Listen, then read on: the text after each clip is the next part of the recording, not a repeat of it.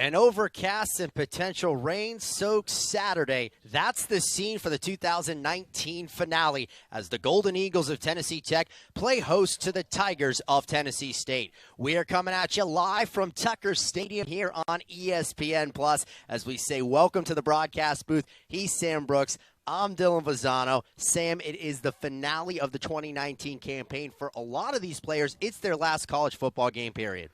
Yeah, you know, being your senior year, there's a lot of emotion. You've spent 4 or 5 years trying to get to certain goals, individual and team, and then all of a sudden it hits you that last week. This is my last game. So it's going to be a very emotional game. You've got to find a way to use those emotions to your benefit and not let it create a situation where you do things wrong and make mistakes that you wouldn't normally make. Well, let's take a look now at the keys to the game that is presented by Delta Dental. Unleash your smile power with Delta Dental. You first take a look at Tennessee State. The Chris Rowland factor. He did not play outside of holding last game against UT Martin, but we are told that he is a go. Sam, we saw him out there during warm-ups. He looked like he was moving well during warm-ups. I think he held last week at least, so he was on the field a little bit. The young man's got 92 catches, got a lot going in this game. Just a phenomenal career for TSU, and just I hope he gets to play. I want to see him play one more time. And if you look at Tennessee Tech, talk to Coach A. The Jacksonville State blueprint, he finds a lot of similarities, TSU and Jacksonville State. Yeah, exactly, and if they stick to that blueprint, I think they're going to be pretty successful. But definitely Tennessee Tech has that defensive backfield we've kind of talked on a lot this year. They seem to be getting a lot better. The younger kids are getting more snaps, the freshmen, sophomores that they have in the defense backfield, and it seems to be making a big difference for Tennessee Tech's defense. Well, we're going to see the Golden Eagles have to contend with Chris Rowland. We just mentioned his.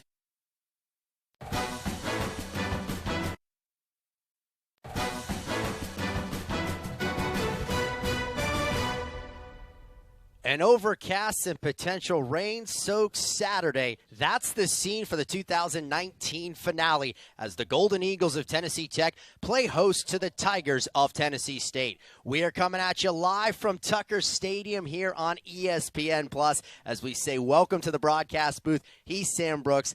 I'm Dylan Vazano. Sam, it is the finale of the 2019 campaign. For a lot of these players, it's their last college football game period. Yeah, you know, being your senior year, there's a lot of emotion. You've spent 4 or 5 years trying to get to certain goals, individual and team, and then all of a sudden it hits you that last week. This is my last game. So it's going to be a very emotional game. You've got to find a way to use those emotions to your benefit and not let it create a situation where you do things wrong and make mistakes that you wouldn't normally make. Well, let's take a look now at the keys to the game that is presented by Delta Dental. Unleash your smile power with Delta Dental. You first take a look at Tennessee State. The Chris Rowland factor. He did not play outside of holding last game against UT Martin, but we are told that he is a go. Sam, we saw him out there during warm-ups. He looked like he was moving well during warm-ups. I think he held last week at least, so he was on the field a little bit. The young man's got 92 catches, got a lot going in this game. Just a phenomenal career for TSU, and just I hope he gets to play. I want to see him play one more time. And if you look at Tennessee Tech, talk to Coach A. The Jacksonville State blueprint, he finds a lot of similarities, TSU and Jacksonville State.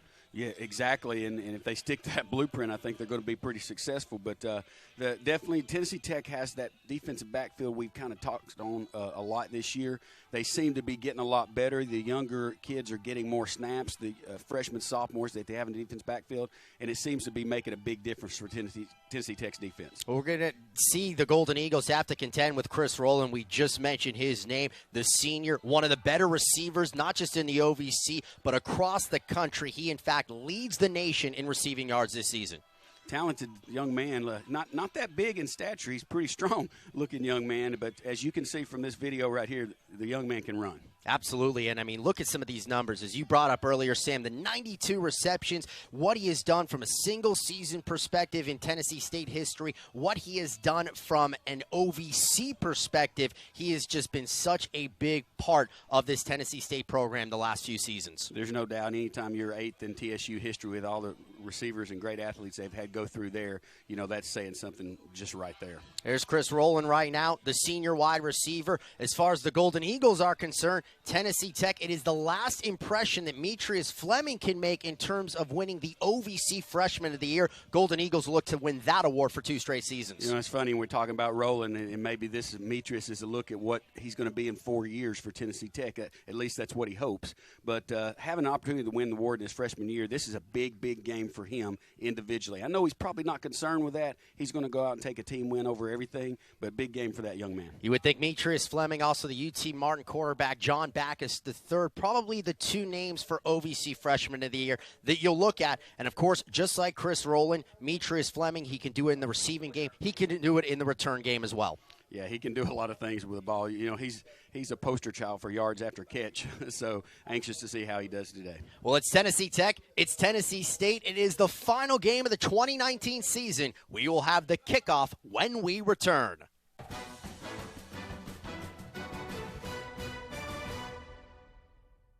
When you become a member of Kentucky Wild, we'll work side by side and do our part to keep Kentucky wild. Tennessee Tech has won the toss. The Golden Eagles have elected to receive this for the final game of the 2019 season. Golden Eagles 6-5 overall, 3-4 in the OVC. For Tennessee State, the Tigers come in 2-9 overall. They are 1-6 in conference play.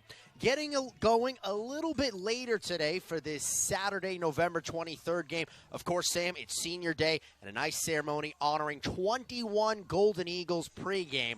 Do you remember your senior day and everything that went into that? Yeah, man, I do. It was, like I said, what I said at the beginning of the show was from experience. The emotion of the day was just overwhelming for me. You don't really think about it until you get to that last week, and then all of a sudden here it is. And like this situation, we needed a win in that game, and same thing for the Golden Eagles today. So a lot of things are going through their minds right now. All the hard work, blood, sweat, and tears that they put into being a Tennessee Tech Golden Eagle is coming to an end right now, and it's really hitting them hard, I'm sure. So, of course, on senior day, a freshman will receive the opening kickoff. He will be Metrius Fleming. Of course, we spotlighted him, Fleming, right now, setting up at the 5-yard line. If you look at the potential OVC Freshman of the Year, we spoke of this prior to the break. John Backus III, the talented UT Martin quarterback. UT Martin is at Kentucky today. And then Metrius Fleming. Those are probably your 2 favorites to take home that honor. The sophomore, Kayla Mosley, punts it away. Kicks it away, rather, as we are underway for the finale of the 2019 campaign. Touchback will give the Golden Eagles the ball at the 25. A Tech offense comes in, one of the better ones in the league, top 3 in the OVC in scoring offense, although a tough one in Richmond last week. The Golden Eagles managed a season-low 10 points. As we look at the TTU starting lineup presented by Jostens. Jostens, the official recognition company of the OVC. Conversation, of course, starts with Bailey Fisher, the sophomore quarterback. Fisher, first snap of the football game, design, quarterback run, makes a move. Bailey Fisher slides his way to a first down. Dylan, I think that's what EKU, Eastern Kentucky, last week did a pretty good job on Bailey Fisher. They had a very good up front as you look at the starters for Tennessee State on defense. Dejor Nesbeth, Nick Harper, those are 2 outstanding cornerbacks. Harper, the transfer from Missouri State. So Fisher, after the first down, it's now a handoff. Metrius Fleming, far side, attempting to turn the corner. Fleming gets to the 41-yard line where it'll be second down. Fleming done a pretty good job with that jet sweep, kind of changed it up a little bit. Now they toss it forward. So it's actually a pass instead of a handoff, unless they actually hand it off. But does a good job with that sweep. I think you'll see that a lot today from Tennessee Tech's offense. Collection of 4 for the Golden Eagle rookie. Second down and 6. The Tennessee Tech 41. Fisher under center. Could have been a little bit of movement. Instead, the handoff will go to John Jones, the true freshman, this time along the near side, close to a first down for Jones, and see where they spot the football. Looks like a first down. They're moving it already. Nice. We've seen a lot of sweep action out of Tennessee Tech, out of Jones and Metrius Fleming also. So they're wanting to get on the outside and see what they can do, getting some good blocks from the receivers and getting upfield. You'd like to see them turn it upfield just a little bit quicker and get north and south as soon as possible. Tech team lost 22-10 at Eastern Kentucky. So Tennessee State team last Saturday against UT Martin led them 17-14 midway through the fourth. Ultimately fell 28-17 with a give goes Day Gist, the Tech sophomore. Nice pickup, again, a jet sweep look play from Tennessee Tech. Get them out wide, good blocking out wide. Day gets the quick little product, takes the ball. You'll see on the replay right here. He turns it north and south and runs right in. He doesn't avoid any contact, so he takes it right to him. Nice pickup for Tennessee Tech. So the Golden Eagles get 8.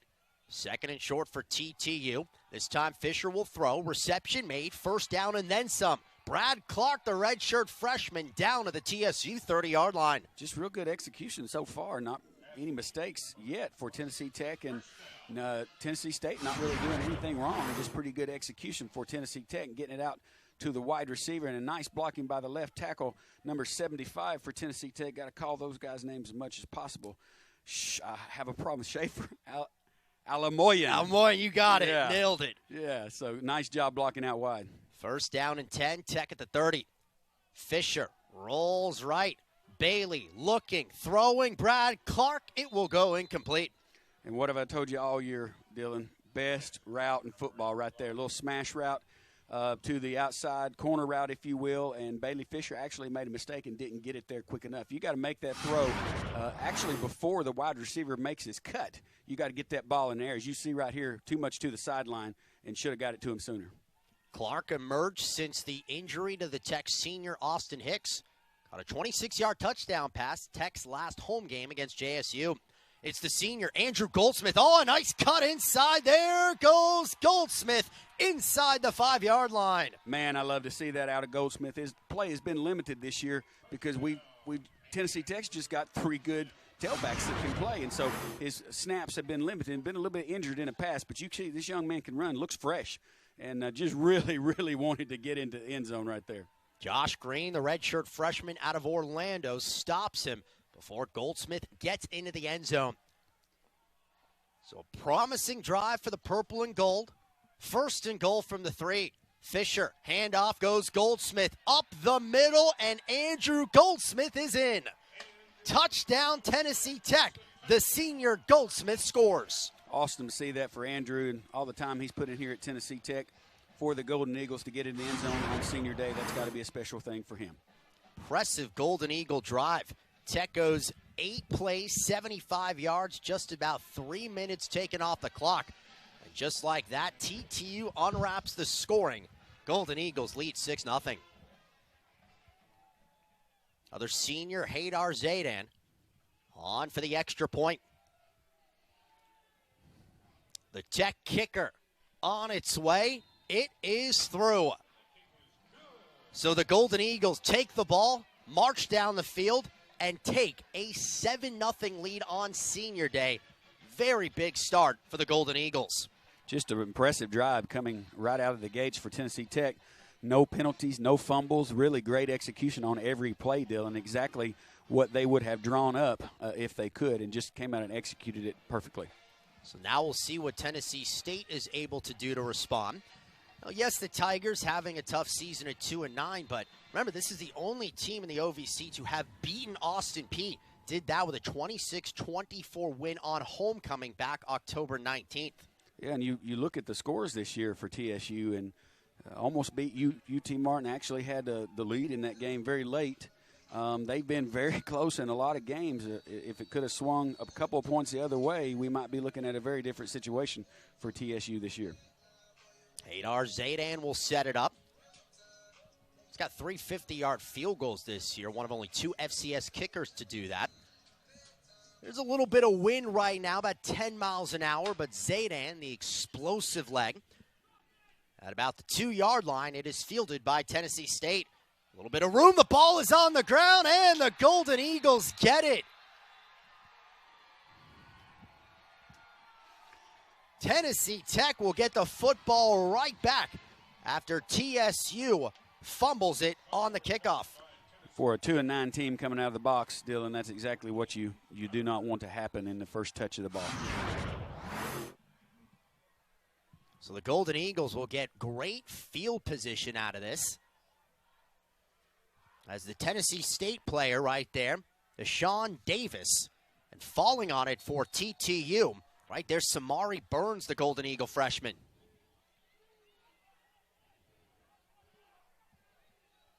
So again, the Golden Eagles get it. Ball at the 28. Fisher. He will throw back across his body, wide open. Gist diving. Did he get it? And he did make the catch. Nice catch by Dady. I guess had to get on the turf to get it. They had it to do all over again. I think he'd laid that ball up a little bit. Had a lot of pressure right in his face, and he just did a good job just to get rid of it. So the all-sophomore connection, Fisher to Gist. They call it a gain of 9. So 2nd and 1 for Tennessee Tech. Fisher changing the play at the line.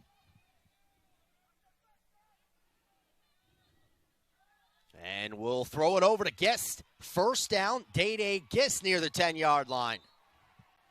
Nice job, Dede Gist just used his speed. Almost an option look, but he tossed it instead of pitching it. Did the quarterback Fisher for Tennessee Tech. You'll see it right there. Good look at it. Dede just outran the defense. A little bit better blocking out there by Brad Clark at receiver. Might have been a much longer game, maybe a touchdown. Nick Harper on the stop. Redshirt junior brings Gist down, but the Golden Eagles do get the first down. Fisher, he will take it himself inside the 10-yard line for Tech. Nice job for Tennessee State having a spy on him a little bit there. Design quarterback draw for Bailey Fisher, which they had about 15-yard pickup on one of the first plays of the game, and first series definitely, and they were ready for that this time. Tech sophomore with a program record 31 touchdowns this year. He has rushed for 11 scores, tied for 6th most among FCS quarterbacks. Fisher, the handoff goes Goldsmith, daylight, and he is in again. Andrew Goldsmith's 2nd touchdown, and the Golden Eagle lead grows 13-0. Just a great start to a football game for Tennessee Tech here at home on Senior Day. Take a look at Goldsmith. I mean, if you're a senior, your last game, could you have scripted it any better? It's not even 5 minutes in, you have 2 touchdowns. No, that one was a little too easy. He just made a cut back, good vision of the field, and almost walked in the end zone.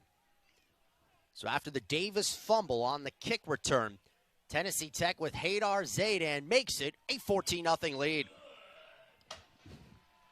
Just about 5 minutes gone by in the first quarter. Tech 14, Tennessee State nothing here on Senior Day.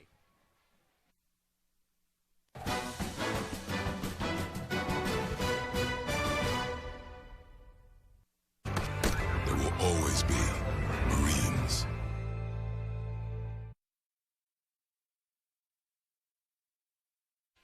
Five minutes into the football game, and you could not have scripted a better beginning for the Golden Eagles. Tennessee Tech already leads 14-0. An Andrew Goldsmith touchdown. Then Tennessee State fumbles the ensuing kickoff. Golden Eagles come right back to Goldsmith, who scores from 9 yards out. What a beginning for Tech. Yeah, Tennessee State's got to be thinking, what just happened? It happened so, within 5 minutes of the start of the game, and it's 14-0. Now a little pooch kick. You saw Roland and also Darian Johnson back there. So the up man will take it at the 35-yard line for Tennessee State. And that is where we will see the Tiger offense for the first time.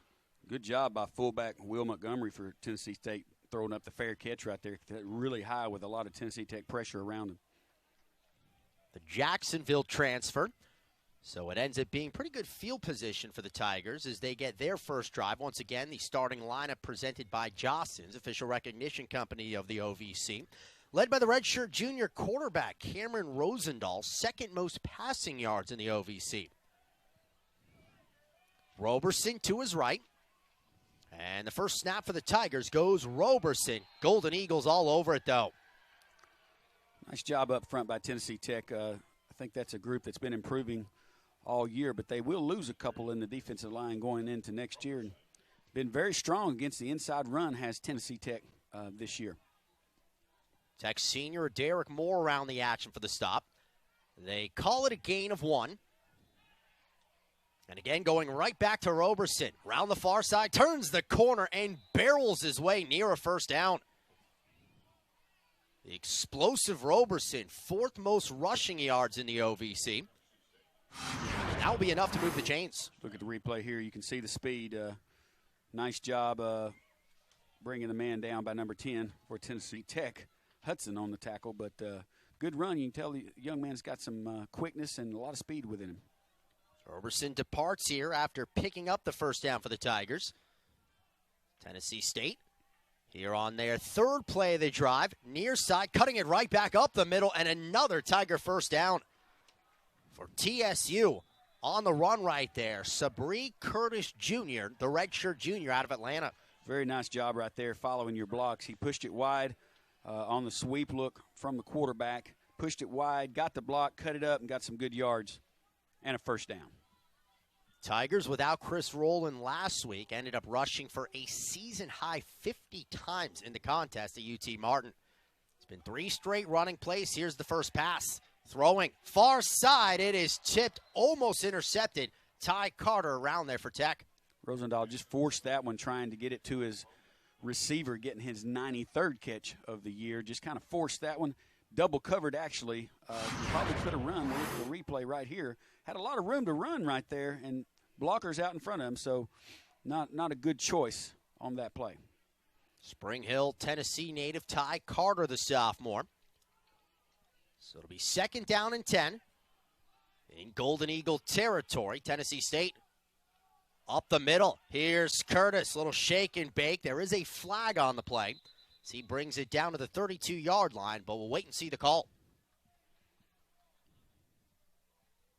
Referee Daniel Ingram and his crew will huddle up right here.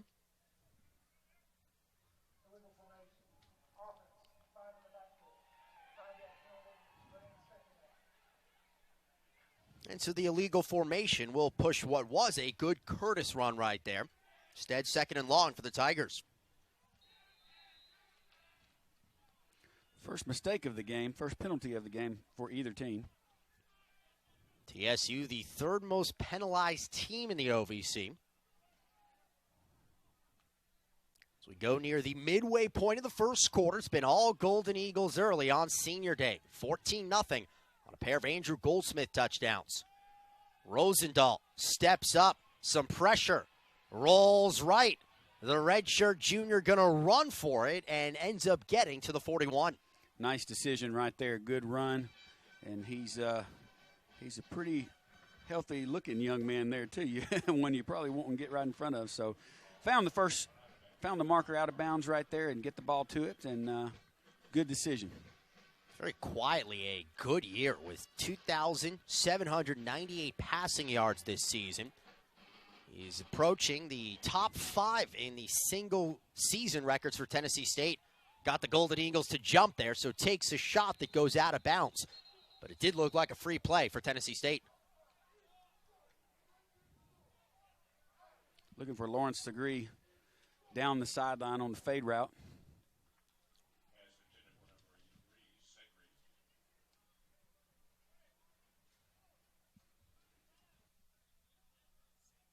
So again, we see Daniel Ingram.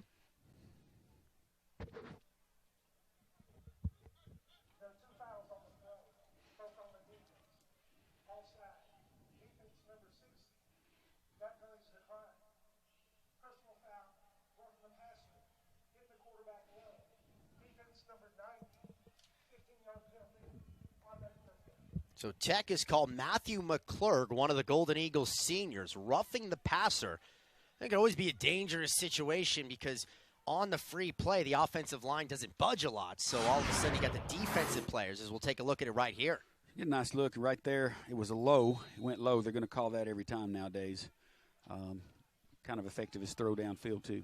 There goes Curtis. Far side is a Derek Moore, the tackle there.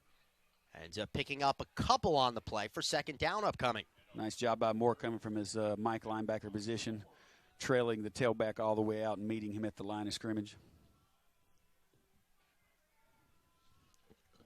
We've seen Curtis of late. He'll depart right here after an impressive beginning for the normal starting running back to Kendrick Roberson. He's an Ellsworth Community College transfer, 2nd season for the Tigers. Roberson in the backfield. They will give it to him. Up the middle, almost explodes through. It will be enough for a first down, though. Tennessee State moves the chains. Nice job up the middle by Roberson, seeing the hole, getting in it quickly, and almost breaking it for a touchdown. Nice save. You'll see right here going low and making the open field tackle is Shannon Fain. Coming off a career-high 21 carries last Saturday at UT Martin, where he gained 84 yards. Again, that's a good Martin team that finishes the OVC campaign at 6-2. Tennessee State led them midway through the fourth quarter. Roberson running to his right, changes directions, no room to go. Sea of purple and gold, Chris Tucker emerges from the pile first. Also got help from Henry Karamu and Christian Cantrell. Yeah, nice job right there containing and really having some good force coming from the outside and limiting his ability to even find a hole and make something out of it. So a lengthy Tiger drive. As they look to counter, was a tough start. Tech the touchdown, fumbled kick return. Then the Golden Eagles another quick scoring drive. So that's why we stand 14-0 right now in the finale of the 2019 campaign for both clubs. Another running play. Spinning is Roberson. He is near the 5-yard line. Very good drive and execution on this one by Tennessee State. Really a 14-0 Tennessee Tech. Getting a touchdown right here puts them right back in the game in the first quarter with 5 minutes to go. See Roberson trucking off right here. One of the better running backs in the OVC. Really good 2-year career after transferring from Ellsworth Community College, where he was an all-conference player in Iowa. 3rd down and 4. Tennessee State can pick up a first down right here without scoring a touchdown. Handoff up the middle, trucking his way near first down yardage. As Corbin gets the carry there. Just a little short, it looks like. It's going to be 4th and about a long yard. Of course, 2-19, down 14, really nothing to lose here. Tennessee State will go for it. They go back to Corbin. This one, it looks like Golden Eagles have stopped him. Let's wait for the call. They're going to be really close. Coming in from the side. Tennessee Tech believes they've stopped him, and the Golden Eagles have. I believe they're right. So Tech comes up big on 4th down, and a long, promising Tiger drive goes by the books. Golden Eagles will take over. As we said earlier, Tennessee Tech interior defensive line has just done a really good job against the run this year.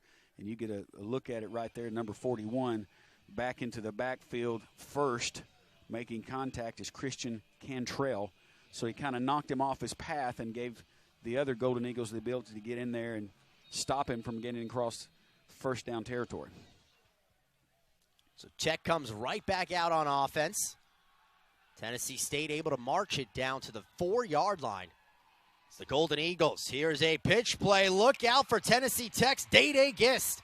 Cross the 30-yard line, out of the shadow of the own end zone, and a big pickup for the Cookeville product. And that's what we talked about, the 3 running backs that get to play a little bit for Tennessee Tech. You know, you got Goldsmith, who's just a good, solid north and south strong runner, and then you got Day-Day Gist. It's kind of like a flash of lightning out of there. Just a good 1-2 punch for Tennessee Tech, and nice blocking on the outside. Gain of 26 for Gist. They go right back to him, cutting it inside at the 35-yard line. They will mark him at the 36. Nice stick right there by DeJour Nesbitt for Tennessee State as Gist turned it up. He met him right at the beyond the line of scrimmage and said, hey, you know, I'm here. It's going to be a day. He's a preseason All-OVC player, a first-teamer at the cornerback position last season. This is a Tiger defense that has struggled. Most points allowed in the OVC, most yards allowed in the OVC. Last was a gain of 6. Fisher pitching. Jones, far side, and a first down for the Golden Eagles. Good look there at freshman Jones for Tennessee Tech. As I said, you know, got a lot of speed there in the backfield, and makes it a football when you get it. Nice little option pitch. Take it to the defensive end, pitch it, and then get upfield with the football. Nice downfield blocking by Clark also. That is the second carry for Jones with Fleming going in motion. A little misdirection goes Gist. Tennessee State with a hit in the backfield. Nice job, TSU's defense, keeping the contain right there. Nowhere to go for Day-Day Gist. Day-Day limping a little on that play. Goldsmith will give him a breather. Yeah, just good job contained right there. 13 for Tennessee State was right there and ready, containing Day-Day Gist. Now Love, it looks like, a linebacker and a freshman. Loss of 2. Fisher, quarterback keeper. Bailey into Tennessee State territory, moves the pile and gets a first down. That particular play, you got Bailey Fisher, who's pretty much a running back in the backfield, and all they did was got the numbers out there with Goldsmith at blocking. So theoretically, on that particular play, they have more blockers than they do defenders, and as you can see, that's a pretty good play to the short side of the field. Both teams running the ball early, running the ball often. Not seen a whole lot of pass attempts so far. Tech, another running play. They go to the senior Goldsmith. He'll be brought down behind the line.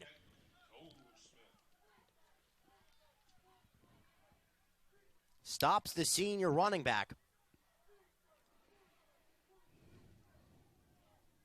On a loss, or rather ends up getting 1, they say, for Andrew Goldsmith. Still second and long for Tech. In Tiger territory, Fleming on the sweep. Cuts it across the 40-yard line. It'll be third down upcoming. Nice job. If there's an area of growth for Metris as he goes into next year, it's really, reading the blocks a little bit better and, realizing how to cut off that block and take it north and south. Third down and 4 for Tennessee Tech. And I did say if there is growth needed. Jerry Rice Award watch list, Metrius Fleming. Award for the nation's best freshman. Fisher, another design quarterback run. He will be brought down short, though. Just a great job by TSU's interior defensive line right there. Design play, given Bailey Fisher have had some success with it already. A little bit of tempers flaring there for Tennessee Tech and TSU, a couple players, but nothing there for Tennessee Tech on that play. Bailey Fisher being tested. Now 4th down and about 3.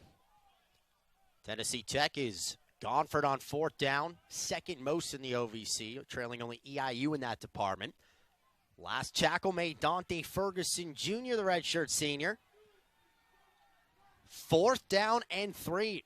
Fisher pitches it. Cutting is Day-Day Gist. This one will be near the first down. Let's see where they spot it. It's going to depend on the spot. No, pulled it back. Looks like it's going to be short. They'll probably measure this one. Tennessee State indicating was short.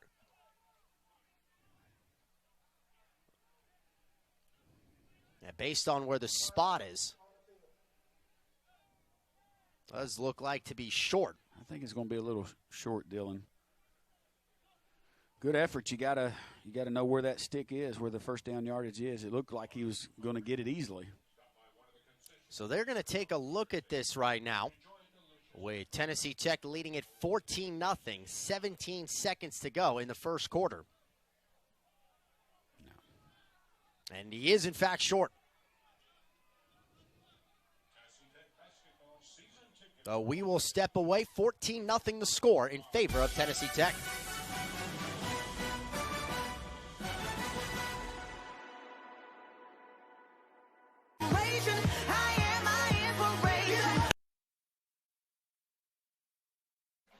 Tigers take over after stopping the Golden Eagles on 4th down. Tennessee State, they had a long, promising drive in their own right. Got to the Tech 4 before they were stopped on 4th down. Second time that they will have the football. Rosendahl throwing. Newbold slips and falls, so it goes incomplete. We'll stop route to the short side here for Tennessee State to start this drive. A little slippery there. Had a kind of slipped on the throw right there and let it upfield. Potential rain a little bit later on in the forecast. Kickoff 50 degrees. overcast afternoon. Rained a lot yesterday, and in fact, early this morning. So we wonder what that did to the field conditions with a 2nd down and 10. It'll be a run play along the near side and a nice pickup right there across the 40-yard line for Tennessee State. And Sean McCauley, the redshirt sophomore. A nice run getting to the outside. Very good blocking by the left side of the TSU offensive line for the 7-yard pickup on the play. It'll be the final play of the first quarter. The Golden Eagles, through one period of action, lead this one 14-0 inside Tucker Stadium.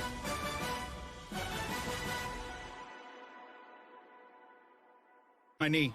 You don't have any knees, Cheese. Man. Cheez-It, official sponsor of the college football playoff. 33rd meeting in the all-time series as we examine the series history presented by the Kentucky Department of Fish and Wildlife. Partner with us to protect Kentucky's wildlife heritage. Tennessee State leads 19-13, got the Golden Eagles last year. That was on homecoming in a game played at Nissan Stadium in Nashville. Another running play. Tigers have yet to complete a pass in the contest. They go far side McCauley. It will be 3rd down, though, for TSU, and here comes a penalty that comes in. Nice job for a host of Golden Eagles led by Derek Moore on the tackle for loss.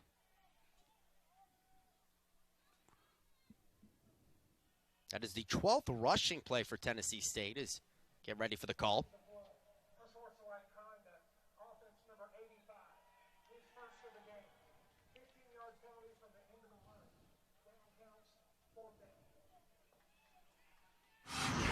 Philip Brown there for Tennessee State. You'll get a look at it maybe after the fact right there. You see Brown. Yeah, right there. The top, yeah. And good job. Kind of maybe a little acting. I was going to say, it might get that's part some of sort of an award right there, but hey, helps get the call right there. Yeah, that's a tough thing, Dylan. When a 2-9 team, you got to watch for that because there's going to be a lot of frustrations. And if you played long enough, you'll be on that side of it at one point in time. But you got to kind of keep your composure, even though it's the last game for some seniors out there. So you got to keep your composure and stay in the game and stay away from crazy penalties like that. Tech senior Seth Huner is back to receive the Caleb Mosley punt. Mosley averages the most yards per punt in the conference. Good special teams for Tennessee State with a high booming kick. Chases Huner back. Very nice punt. Takes a Tech bounce near the 30-yard line. Mosley does a nice job changing the field position. Yeah, very good job. Just a good defensive stand there for Tennessee Tech. A couple of mistakes, a couple penalties by TSU that helped it out a little bit. Such a good punter. He's actually won an OVC Specialist of the Week. Normally kick returners, field goal kickers. That's how good of a punter he is. So a shout out to former Golden Eagle Thomas Squires up in Cincinnati watching ESPN and seeing the game. All right. Glad you're joining us, Thomas. All-American, I might say, for Tennessee Tech. This will be the 4th Golden Eagle drive of the football game. 2 touchdowns. They also turn it over on downs. Another Fisher run. It'll be a minimal pickup for the sophomore signal caller on what is Tech's already 17th rush today. You can see the game plan, Dylan, is unfolding right before us. Getting that ball in the hands of Bailey Fisher, Demetrius Fleming, Day-Day Gist, and, really taking it right to the teeth of the TSU defense. 5th carry, 31 yards rushing for Fisher. A man in motion is Gist, the sophomore, across the 35-yard line. He'll be short of the 1st down. But another nice run for the sophomore, Day-Day Gist. Nice run, good hard running, turning it up north and south, getting what you can, close to the 1st down. Looks about a yard, Dylan, for the 1st down, 3rd down, and we'll call it about 1.5. Golden Eagles have had success running the football in this game. Already over 140-yard rushing, still early in the 2nd quarter. Again, Fisher, big run for the sophomore. Bailey Fisher out of bounds at the 44-yard line. He moves the chains for Tennessee Tech. Nice job for Bailey Fisher. It's funny, when you get him coming this way and you see him in action, how much does he remind you of Trey Lamb, the offensive coordinator from the OVC Championship Tennessee Tech team in 2011? He might be a little faster than Trey, though. I think Trey will admit that, too. He had 120 rushing yards. Tech's last home game, the win over Jacksonville State. First Tech quarterback to have the century mark in rushing yards since Brock McCoy in 2015. And McCoy more of a wide receiver. No doubt. You have to go back to Darian Stone, the last Tech quarterback, true quarterback, to do that. With pressure, finds Fleming. This could be a big gain for the Golden Eagles. Metrius Fleming gets it down near the 10-yard line. Huge pickup for the purple and gold. Just good speed for Tennessee Tech and the freshman Metrius Fleming. And there's a lot of things going on in that play, a lot of misdirection, which Tennessee Tech does well with all their motion in that one-back set. You see the Metrius goes out in motion from all the way across the field. Quarterback sees that there's nobody following, so he knows it's not man-to-man, and he's got his own, and that's his read to get it right to him as soon as possible. That was a gain of 31 yards. Garlington on the stop for Tennessee State. First down and 10 for Tennessee Tech. Fisher again the quarterback keeper. Already the 7th time he's called his own number.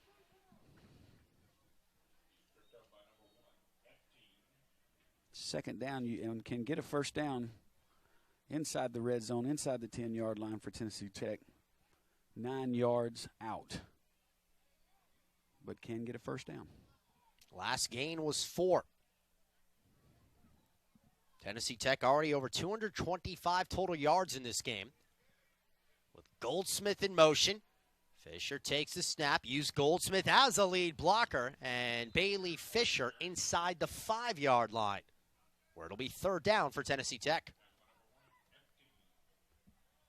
Rashawn Epting, he'll get the tackle right there for TSU. Pretty good open field tackle right there. Looked like he was going to squirt through the line and be able to get in the end zone. He made a very nice open field tackle to save the touchdown.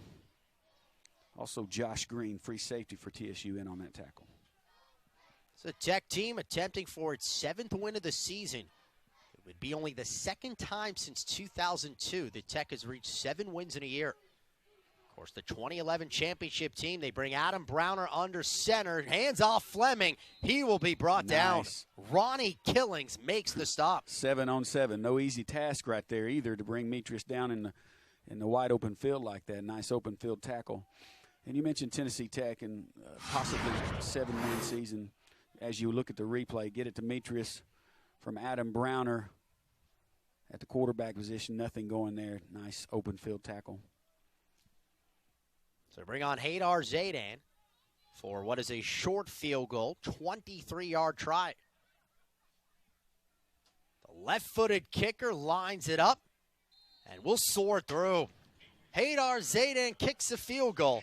The Tech senior delivering on senior day bumps the Golden Eagle lead 17-0. We play early second quarter here from Tucker Stadium.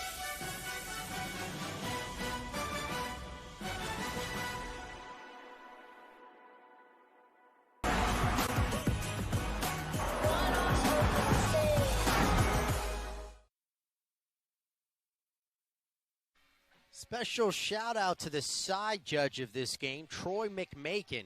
A long, lengthy career, but it will come to a close. This is final game of his career. Troy McMakin, the side judge. Awesome. You got to give it to those guys. And weekend after weekend, they're out here doing this because they love the game. And nice career, I'm sure, for that guy. Hadar Zaydan, the ball falls off the tee. Just hit a short field goal to bump the Tech lead 17-0. Right beforehand, we were talking about the chance for 7 wins. And this is a Tech team that went 1-10 last year and 1-10 in 2017. And the last 7-win season was the OVC championship season back in 2011. As Zaydan drives a deep kick, Roland will take it out of the end zone. Here's the explosive return man. Flag comes filing in as Roland gets it near the 20-yard line, but could be coming back further. Yeah, I think it was a kind of a cut block right at the 5-yard line. We'll wait for the call.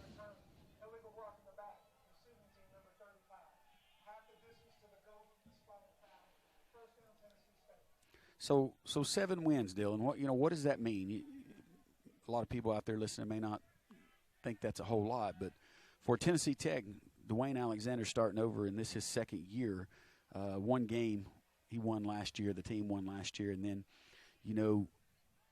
anytime you build something, you got to build it with a good foundation. And I think what 7 wins means to Tennessee Tech is the fact that they know they've got a good foundation built because they're playing with a lot of young kids out there right now. Some seniors that are leaving, and they're going to miss them.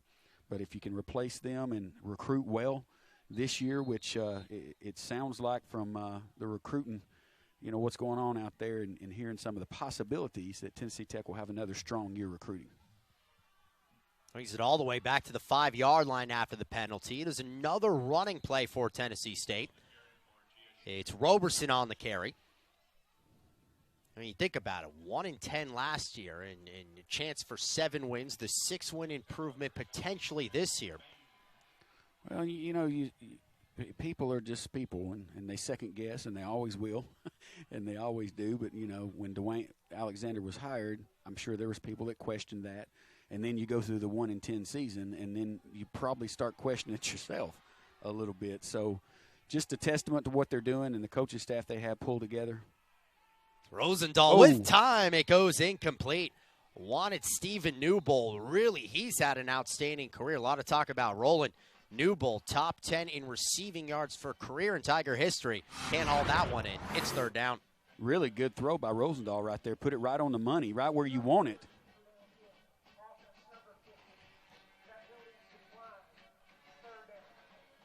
So illegal receiver downfield, it wouldn't have mattered anyway. So backs them up just a little bit. Oh, it was declined actually by Tennessee Tech because it was an incomplete pass, which brings up 3rd down. This is why this team, Tennessee Tech head coach Dwayne Alexander, compared a lot to Jacksonville State because a lot of fanfare goes for Chris Rowland. Stephen Newbold is quite the receiver. I mean, he's among the OVC leaders, receptions, yards, 4-year career. It has been an outstanding one for what is his last career contest. 3rd down and 8. Rosendahl throws far side. Again, the football hits the turf. Tennessee State will be forced to punt. Quintavious Boyd on the play, 5'10", 172-pound junior. And as we mentioned at the prelude to the game, Dylan, the improvement for Tennessee Tech on defense, I think, this year, as we've watched them go through the season, has been the defensive backfield. Very young in the beginning, very inexperienced, but those young players have gotten better and better, and I think that's been the difference in the last half of the season. Golden Eagles will get the chance for some good field position here. Caleb Mosley boomed to punt his last time out of his own end zone. It will go right out of bounds. This time a tougher kick going against the wind. And so the Golden Eagles will end up with good field position. Official will mark it down, and it will lead us to a break in the action. All Golden Eagles early. Tech on top, 17-0.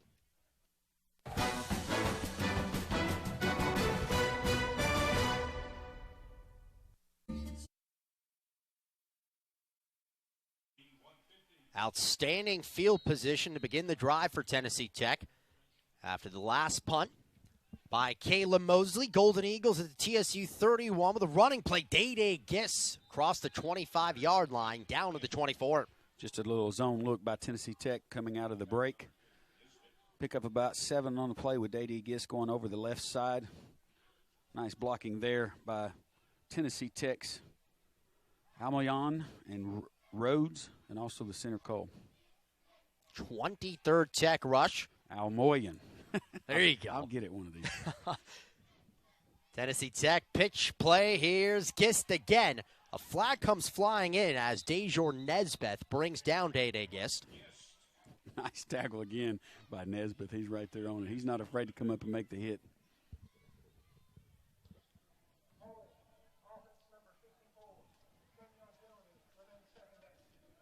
Daley Cole is called for the hold right there. I don't know if that's not Tech's first penalty of the game.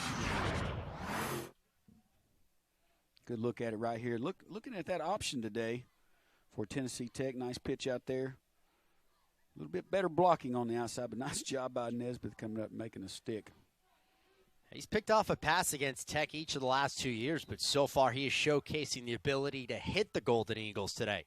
Some pretty nice hits down there. Yeah, we can hear them up here. 2nd and 13. Another Golden Eagle run is Andrew Goldsmith. He's got nowhere to go. Tough sledding with Rashawn Epting, one of the Tigers there for the bring down. Yeah, we're back there quick, too. Nothing doing for Tennessee Tech on that same left side zone play. Lights turn on since the get-go at Tucker Stadium on a cloudy, overcast afternoon. Dylan Bazzano, Sam Brooks here, ESPN Plus, the final game of the 2019 season, both of these teams. Tennessee State at 2-9, Tech looking for a winning season. Golden Eagles 6-5. 3rd down and 12. Play clock goes to 5. Here's Fisher. Takes the snap, steps up, throws a strike to Brad Clark for a 1st down. Brad Clark laying out to pull in that reception. Just a bullet by Bailey Fisher downfield on the deep slant route, almost across.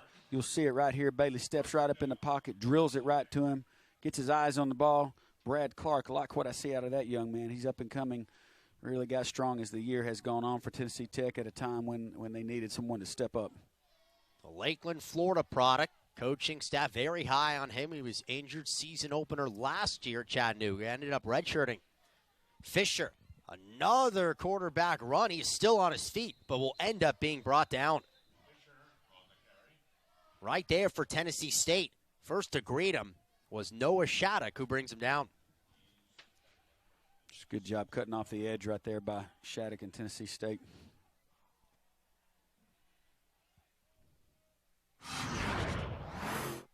Seen this a numerous times from Fisher, and pardon me, Justin Brown there for the stop.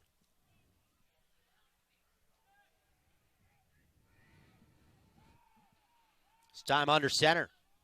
He will hand it to Giss. Little change of pace right there for Day-Day Giss, but give credit to the Tigers. They were all over him, and nothing brewing for Day-Day Giss. Yeah, the speed of the defenses in college ball, you could probably get away with something like that in high school, not so much in college. Nothing there, though. He tried to make something out of nothing. And injured player right there, Terry Jones, and it will lead us to immediate timeout. Tech on the move, leading 17-0 here in the second quarter.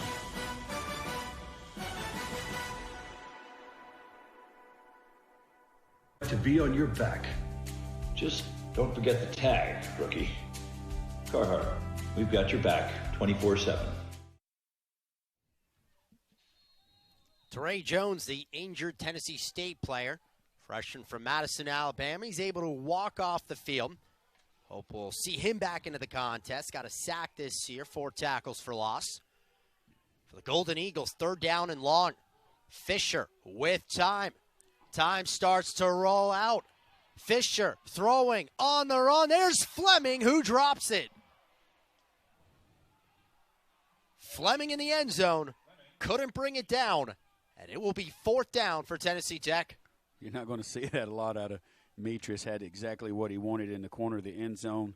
Maybe get your arms out a little bit more and catch it out of your body. Have faith in your hands. But Bailey Fisher just drilled it right in there. He'll want that one back. He'll want that one back for sure. So Hadar Zaydan, he already has 1 field goal in this game. This one will be from 32 yards out. The kick on the way, and it is good. The second field goal for Hadar Zaydan. And the Golden Eagles now on top, 20-0.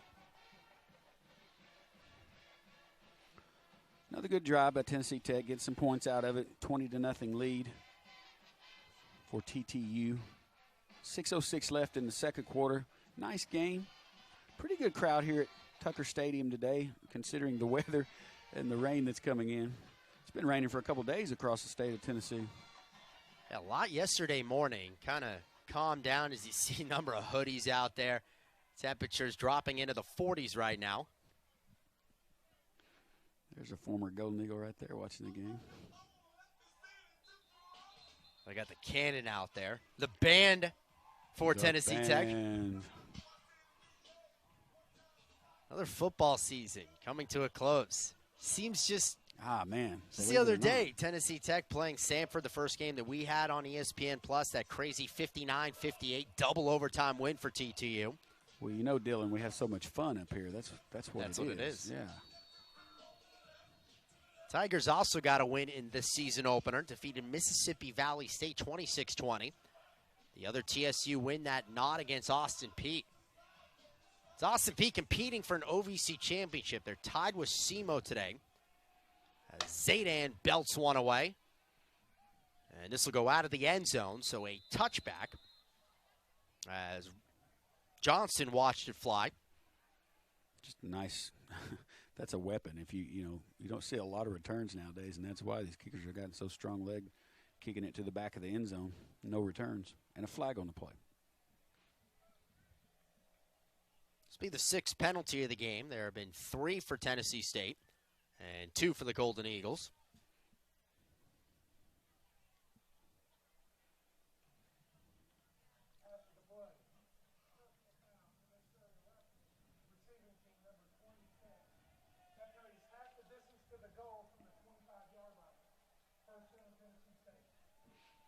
Marco Corbin, so a team down 20-0. It backs him up even further. Some of these penalties starting to play a factor for TSU. It's just a killer. I mean, it just, you can't really get anything going. You get something going, and then something like that happens, and it just negates any positive forward motivation movement that you have for the team. And you see it time and time again, a team at this juncture of the season, just a lot of frustration. You kind of work your hind end off and work all year and just not getting that reward out of it. 20-0. You see the total yards down there. Tennessee State has not completed a pass so far. 0 of 4 with the handoff. They try rolling on the sweep, who cuts it back to the 15-yard line. Just trying to do something to get this offense going, and more times than not, you'll look for number 3 to get involved. As does everybody else that plays Tennessee State, just because of the 4 years that he's put in, the success that he's had. He deserves that. Tigers right back to it with a first down collected by McCauley, the tailback for TSU. Nice run, right? Good blocking on the right side of the offensive line for Tennessee State. Cam Durley and Allen just leading the way right there on that play. Some pace for TSU. Another run play, McCauley, around the 30-yard line before he steps out of bounds. Short of the first down, but a nice pickup on first. Almost enough for the first down, creating second and very short. This Tiger team doing exactly what they did last week in Martin, where they ran it 50 times. Would be the first completion. It is with Newbold. The reception is a first down. The senior coming up big. You talked about Newbold earlier, just a very good receiver tandem for Tennessee State, and they've had them for 4 years. Both of them being seniors, Newbold and Rowland. Nice catch, a little stop route on the outside. Good play in that situation. Right back on the ground, McCauley spinning his way down to the 46-yard line. Or they call on Rowland for the first time. The brother of Chris Rowland. It's Seth Rowland, the senior tailback. And a pickup of 2. Second down and 8. 4:25 to go in the second quarter. It's all Tennessee Tech leading 20-0. Couple of Andrew Goldsmith touchdowns, couple of Haydar Zaydan field goals. 2 seniors getting it done. Final collegiate game. Up the middle, running room. It's rolling yet again. And forward progress appears will be right at the first down. Really nice tackle by the umpire there. He couldn't get out of the way. That's a dangerous area right there. And he tried to avoid it and just couldn't. He took it like a champ, though. He did. You got Seth Rowland, 5'6", 185 coming at you, and a senior. There you go, Steve Lewis, the umpire. Rosendahl rolling, throwing, and the reception is made. Catch collected, Al-Malik Moore, the redshirt sophomore from Miami. Looked like it might have been a little bobble down there on the sideline, but the referee was right there in front of it. So nice adjustment right there. No, he got it. Good catch. Go right back through the air. The reception is made far side by Newbold. And again, a first down for Tennessee State Tigers, finding a little bit of rhythm in the offense. A little change in pace, going to a little bit of a 2-minute offense there and getting the ball in the air and toward the sideline with 3 minutes left in the quarter. Handoff, rolling, huge hole up the middle. There goes Seth Rowland, a touchdown for the Tigers. Tennessee State scores, and TSU is on the board. Nice job, good change of pace by the Tennessee State offensive coordinator, making the call right there and mixing it up with good run and pass on this drive. Nice block out of the backfield, kind of a little tailback draw. He hit the middle, and he was gone once he got moving.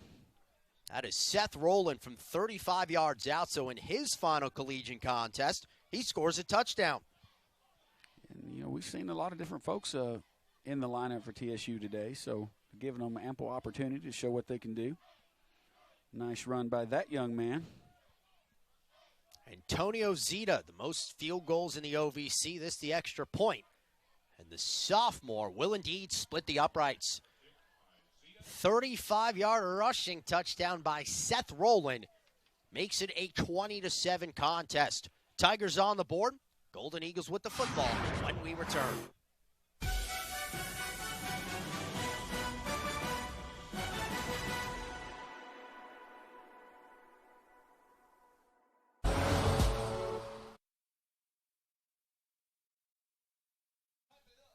Well, we got a ball game now here at Tucker Stadium. Late stages, second quarter, courtesy of a 35-yard rushing touchdown for Seth Rowland. Third score of the year has made this a 20-7 ball game. As the fog rolls into Tucker Stadium. Looks like some rain as well starting to fall. Here's Caleb Mosey, a little short kickoff, and it'll be fair caught. Right there for Tennessee Tech for the Golden Eagles on the fair catch. Clint Zerke, the senior tight end. Yeah, good job by Zerke recognizing that and getting his hand up for a fair catch. So 3:10 left here in the second quarter, and it will be the Tigers to possess the opening kickoff of the second half. Dylan. Tennessee Tech with great field possession to start this drive with 3:10 left in the half. Tech at its own 35, Fisher and shotgun. Fleming goes in motion, setting up a screen for Brad Clark, and the ball's in the ground. It'll be incomplete. Dante Ferguson Jr., first to greet Clark. Yeah, Ferguson did a great job from his position there at defensive end for TSU, recognizing that split screen that was coming his way. Got out there Bailey almost threw it right to him. Bailey Fisher did, the quarterback for Tennessee Tech. Third incompletion for Fisher, who's 6 of 9, 81 yards. Tech has had success on the ground. That will continue. Day gets a huge run down to the 50. Nice blocking up front by Tennessee Tech.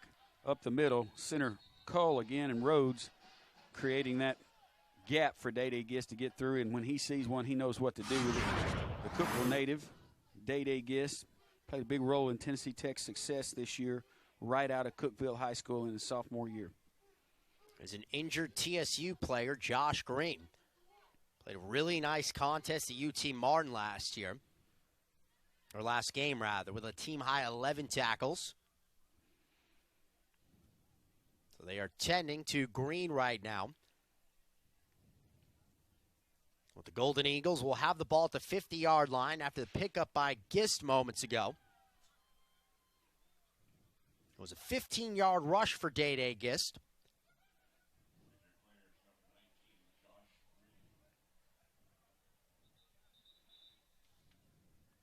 Tech sophomore, who went over 100 yards earlier in a game this season. I think he's getting pretty close to the century mark right now with the last couple runs that he's had going into the half, the end of the second quarter. 10th carry, 77 total yards rushing. They go back to Gist near the 50, strung down. Nice tackle right there. Look like number 1 for Tennessee State, Stephen Newbold. I'm sorry, there's another number 1, Epting. 6'3", 218-pound junior. The New Mexico transfer brings him down. 2nd and 9, a gain of 1. There's Gist in motion. Fisher, design quarterback run.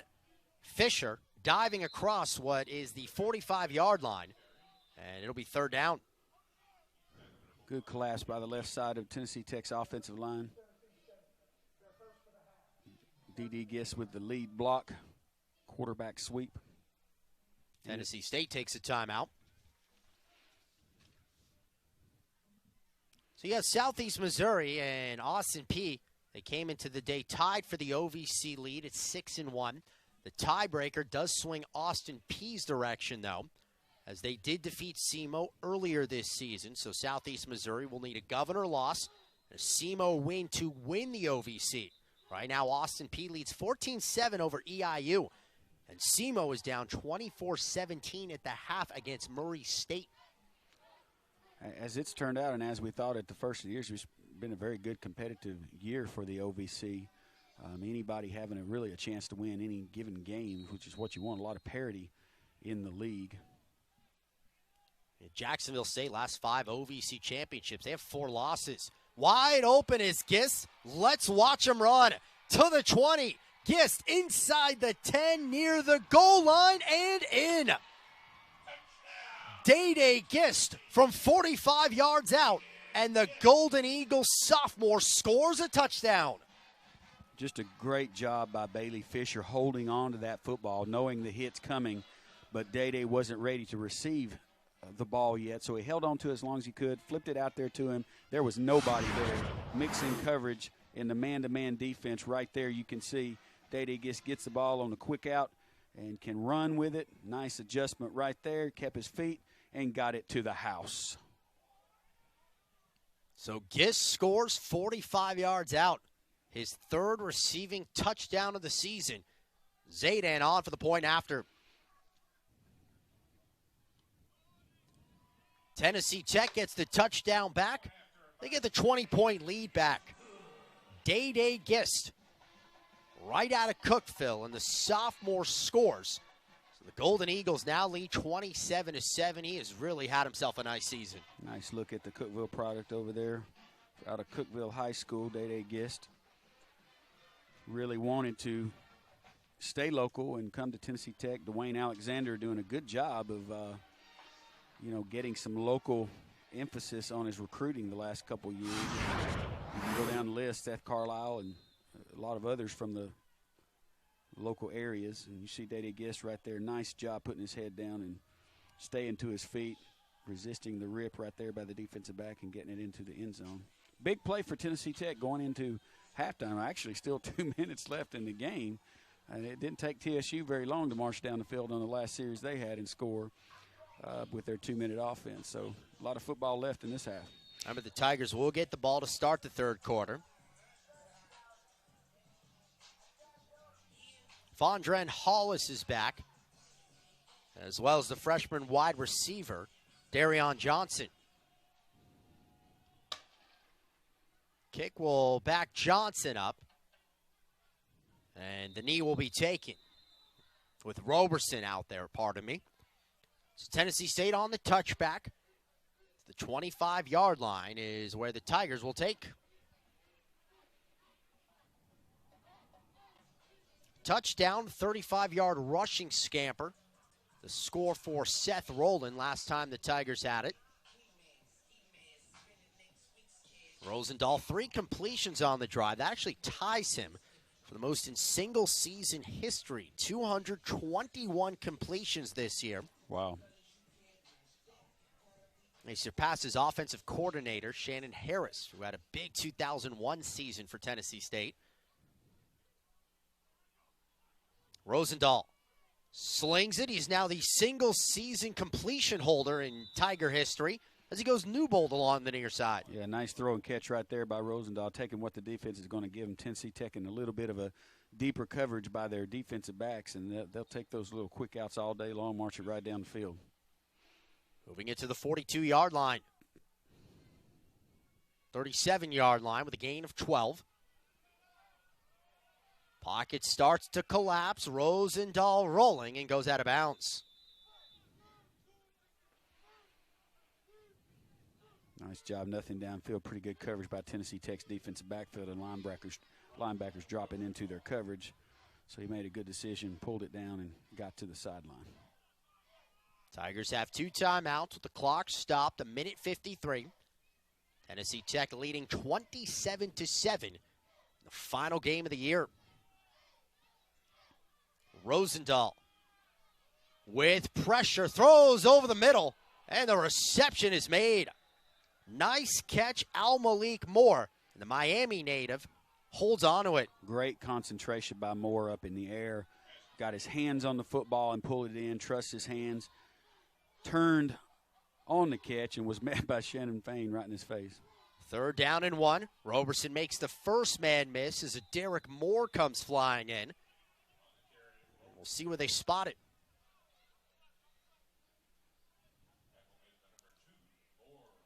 Needed 1 yard, and they say got it. So the Tigers will move the chains. With 1:26 remaining in the first half. 41 for Tennessee Tech, I think. Got a little injured on the play. Is down.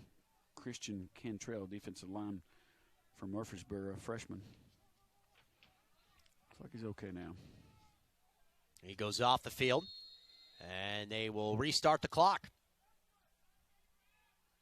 At the 47, Rosendahl. Over the middle, there's Rowland. He'll make the catch.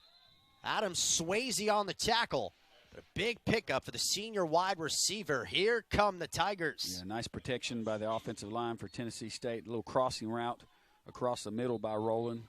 Very good throw and catch, and probably a little lucky he got a shoestring tackle on him, or it would have been some more yardage for Tennessee State. Adam Swayze. He'll end up kind of jogging off the field right there, maybe possibly banged up. Tech will bring into the game Xavier Washington, another Golden Eagle freshman from the Knoxville area. Pickup was 22 yards to bring it to the 31. Throwing, reception made. It's Stephen Newbold. They are going his way often, and the senior makes another play. Yeah, again, TSU just taking what Tennessee Tech has given them in this kind of a prevent situation. Quick outs wide open. It is a long throw, kind of a little bit of a dangerous throw with a little bit closer coverage, but got a good enough arm to be able to make that happen, as you can see. That is the 4th reception already in his final collegiate game. Rosendahl moving, throwing across his body. Rowland cannot hang on. Falls incomplete. 24 for Tennessee Tech, just got his hand on the ball, I think, right before it got to him. Made it adjust and wasn't able to pull in the catch. Otherwise, it would have been a touchdown for Tennessee State. Remember, Rowland has not played outside of holding duties last game and a half. Yes, he just got his hand on it. Tennessee Tech's number 24, Blake Metzger from another local product from Upperman High School. 2nd down and 10 inside the final minute of the first half. Rosendahl over the middle, goes right back to Rowland. Fain forces him down. Great concentration right there, knowing he's fixing to get smacked by Fain. Nice hit by Fain, knocking him down. 1 yard to go. Nice hit by Fain. Better catch by Rowland. Rosendahl. Here comes Shannon Fain again. And the Golden Eagles senior brings down Rosendahl behind the line as TSU takes a timeout. Good job right there, not going for the tailback and realizing making sure you got your quarterback covered. And once they realized the back didn't have it, they were able to come off of that and get to the quarterback. And host of Golden Eagles getting there. Tackle for loss again by Fain. After that timeout, 1 remaining. Of course, you look at this game, and Tennessee State's going to get the ball to start the 3rd quarter. This an important part of this football game. Coach Big Sam Williams in there pumping them up a little bit for another goal line stand. You remember early in the first quarter, Tennessee Tech had a goal line stand, made them turn it over in 4 downs, and was able to get out of there without any score from TSU. They'll look to do the same thing again here on second down. TSU on the 4-yard line with a couple of plays to get it into the end zone, and you know they want the touchdown. They don't want a field goal here if they can get it going into the half. Second and goal from the 4-yard line. Couple of big catches, Chris Rowland on this drive. In fact, 2 receptions for 42 yards. Gives him 94 catches this season. Rosendahl, play action, throwing to the back of the end zone and incomplete. Nearly a Tech interception. Yeah, it looked like it was a touchdown, an interception, and then a drop. Shannon Fain on the coverage. Nice man-to-man coverage right there. Had him pinned right where he wanted him, and quarterback still had a lane to throw it in, tried to fit it in there, and unsuccessfully. Fain was right there, had his hands on the ball. You'll get a look at it right here. Nice job laying it up right there, and kind of behind him, yeah, had his hands on the ball. Slid right across the offensive receiver and almost came up with the interception. Went for Josh Trueheart there. Redshirt sophomore tight end. And it'll be Tennessee Tech to take the timeout now. Down by 20, TSU.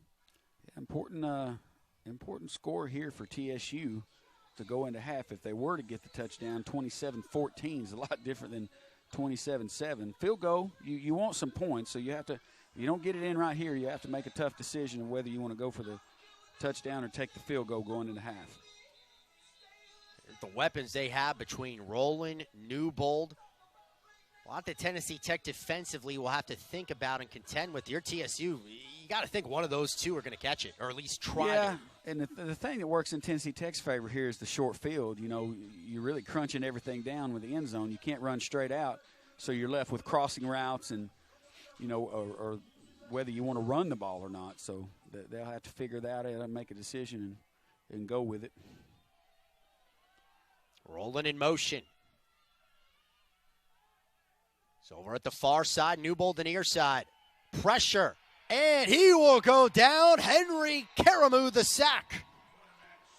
Manned up on the outside everywhere, which you blitz everybody in that situation, whether it's a run or a pass. And they were able to get through there and create that pressure. Really nothing to do for the quarterback to any receivers because it was so quick and happened so quick. Tennessee State forced to take a timeout. The junior college transfer, Henry Karamu, a great season, his first year with Tech. Yeah, just got through there real quickly. Not time enough for Rosendahl to do anything with the football, and that creates a fourth down situation. It looks like they're going to go for it and try and go for the touchdown. Now you know it's not a good thing to have that sack, but you got a little bit more room to operate. Now you're outside the 13-yard line going in. So that will give them just a little bit more room, and now maybe they can get it to one of those guys that you were talking about. 6th sack of the season for Karamu, helping what is a Golden Eagle defense among the leaders in sacks this season. That's been a huge reason for the turnaround. Tech last in the conference, among the lowest in the country in sacks and turnovers, which led them giving up an OVC leading in terms of points and yards last season. This year, pressuring the quarterback routinely, it's caused Tech force some turnovers. Got to look at former Tech coach Russ Ehrenfeld's now at TSU coaching the offense. And they have decided to go with a field goal. 30-yard field goal. Antonio Zeta sets up shop. Rolling the hold, the kick on the way, and Zeta connects. His 20th field goal of the season continues to move up the OVC single-season leaderboard. So Tennessee State settles for 3. It's 27-10, Golden Eagle advantage. Any score right there is good going into the half for Tennessee State, making that score 27-10, as we said. Tennessee Tech, I think, will be happy with 18 seconds to go, get the kickoff and take it into the locker room for halftime. Discuss what the changes are going to be coming out, and then, as you said, TSU will receive when we come back from half. Zeta now tied with Eastern Kentucky's Taylor Long. Long's 2008 season for the 5th most single-season kicks in OVC history.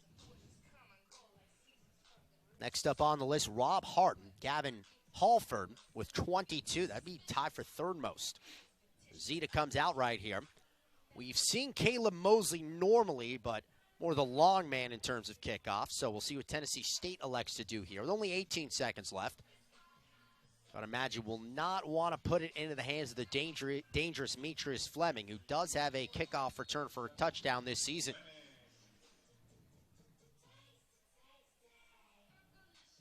A 12-play, 62-yard drive.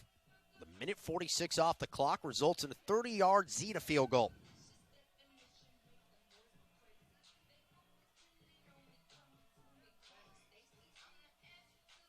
Tech cautious in the return setup. A lot of people up front.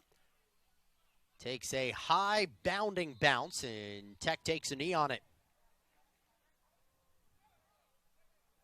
Golden Eagles with Tavin Kilpatrick.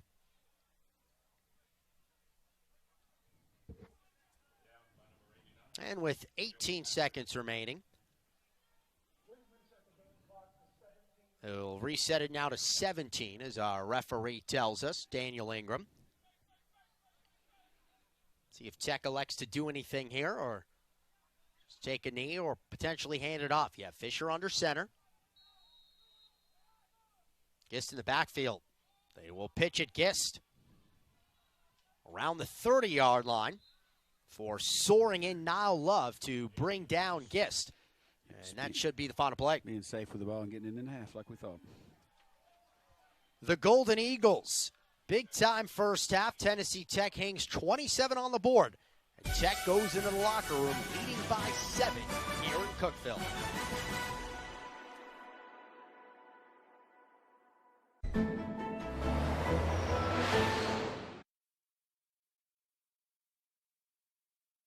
Senior day at Tucker Stadium, the final game of the 2019 season.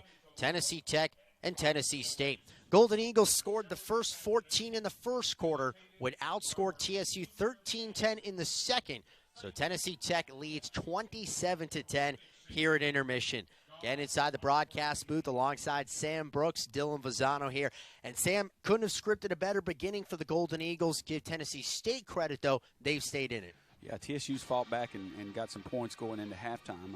It's not been as a lopsided game as you might think with 27-10. And, you know, with the athletes that they have, they're dangerous coming back out to get the ball first, get the first drive.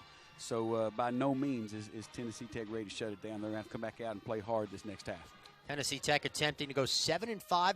The winning season would be the first since 2011 when, of course, they won the OVC. Let's take a look now at the first half highlights, see how we got to this point. Again, with Tennessee Tech leading at 27-10. Early on, it was the Golden Eagles senior tailback Andrew Goldsmith. This is the first of 2 rushing touchdowns in the game's first 5 minutes. Here, the rushing touchdown now for Andrew Goldsmith. I'm very happy to see that for Andrew. He's, you know, had injuries basically his whole career here at Tennessee Tech. So to score a big touchdown like that on senior day is a good thing for him, good thing to see. Then the ensuing kickoff, it was fumbled right there by Deshaun Davis. What happens? Deja vu. Andrew Goldsmith, that his second rushing touchdown. Second rushing touchdown, and, you know, something that TSU definitely didn't want to happen on their first possession, but seemed they came back, got a good drive going, scored some points, and seemed like they were right back in the game. And right here's the long touchdown by Rowland that got him in the end zone right up the middle. Seth Rowland, at that point, it was a 20-0 game. He goes from 35 yards out to make it 20-7. The Golden Eagles, they respond, though, immediately. Fisher takes the hit, finds Day-Day Gist. 45 yards later, watch him lower the shoulder and get in for 6. Yeah, the first half, you know, if we had to pick a player of the game right now, it would be Day-Day Gist on the ground and in the air, and then Bailey Fisher delivering that ball as he's done. But, again, Tennessee Tech coming back, taking it, or Tennessee State coming back, taking it downfield and get some points before half. A couple of goal line Golden Eagles stands when you consider the Tennessee Tech first stop TSU at the 4-yard line for a turnover on downs. And right there, you saw Tennessee State have to settle with a field goal after getting it all the way down to the 3. Here are the halftime stats. Again, the Golden Eagles lead 27-10. Sam, you look at that, and what jumps out to you? I think something jumps out to me is what we don't see is Tennessee Tech's 100% inside the red zone. And so for them, I think that's the difference in the game. The yardage is pretty similar, and what's happened with third down percentage, but what's not shown right there is execution inside the red zone. Tennessee Tech, the team in the OVC that leads in time of possession. Golden Eagles have gotten back to that after Eastern Kentucky won that battle last Saturday in Richmond. Final game of the year inside Tucker Stadium. We will step away at the half. 27-10, Tennessee Tech leads.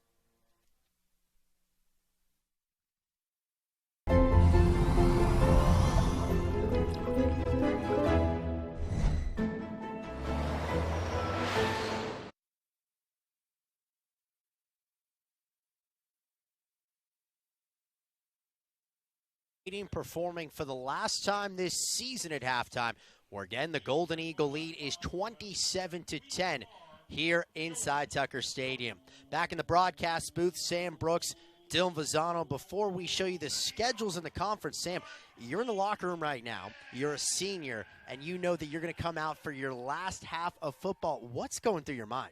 Well, it's still the point where your mind's still blown by, oh my gosh, this is my last game. I put such a great amount of time in this, and I've got one half left. So the coaches are in there telling them right now, make it a good half, make it something that you can remember the rest of your life. And then on the other side in TSU, they're just trying to figure out a way to get some points on the board. It's been miscues, but same thing for them. It's the seniors in the locker room, and they're leading the talk in there that, hey, this is our last game. We want to go out in style, so let's do what we can to make it happen. Tigers will possess the football coming out of the halftime break to begin the third quarter. We will take a look at the conference schedule presented by Booking.com, the #1 source for booking accommodations. First, beginning with Tennessee State, you look, it's of course been a tough season at 1-6, but the one thing that you can look at, that win against Austin Peay could end up having some postseason implications. That is the only team to defeat Austin Peay in conference play this season. Yeah, I think it could. I mean, we'll find out a little bit later today, but that just shows you what TSU can do in the standings in the conference and for them and their schedule this year. As we said, there's been some games that could have went the other way, and we've talked about several of them on air today. So definitely the situation for TSU. So that's the look at Tennessee State. As far as Tennessee Tech is concerned, this is a Golden Eagle team. Depending on some of the other outcomes today, could end up finishing in a tie for 4th place in the OVC standings when you're coming off back-to-back last-place finishes at 3-4, maybe 4-4. What an improvement for TTU. Most importantly, pick last in the conference this year at the beginning of the year. So the improvement that is shown by them, even dropping into the national rankings there when they were 4-1 this year, just an amazing turnaround, probably one of the bigger turnarounds in the country, definitely in FCS. So exactly what Tennessee Tech wanted to do, Dwayne Alexander coming in here and building the foundation for this program. And as we said earlier in the broadcast, they're still a very young football team. So the upper potential of this team is very good. I think if you look, too, before we send this to break, the middle portion of the conference schedule. I mean, look at those two losses. UT Martin 55-14, Austin Peay 58-21. Both of those were home games.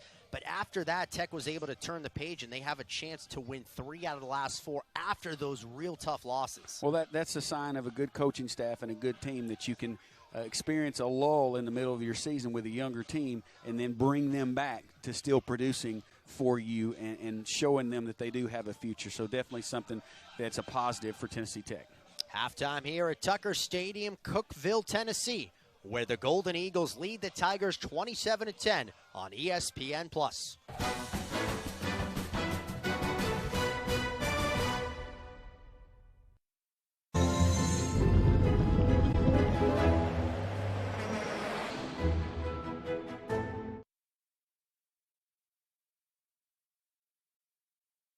Some steady rainfall has hit the Cookeville area as we are at halftime inside Tucker Stadium. Dylan Vazano and Sam Brooks on ESPN+. Tennessee Tech leads this one 27-10. Of course, the final game of the year means there are some OVC title implications. Let's take a look at the OVC standings and what's at stake today. UT Martin has already closed out its OVC campaign. They are at Kentucky today. You see the Skyhawks in third at 6-2. The way the tiebreakers are situated, they cannot win the OVC. Austin Peay and SEMO, both those teams battling it out. So you take a look at the standings right there, Sam.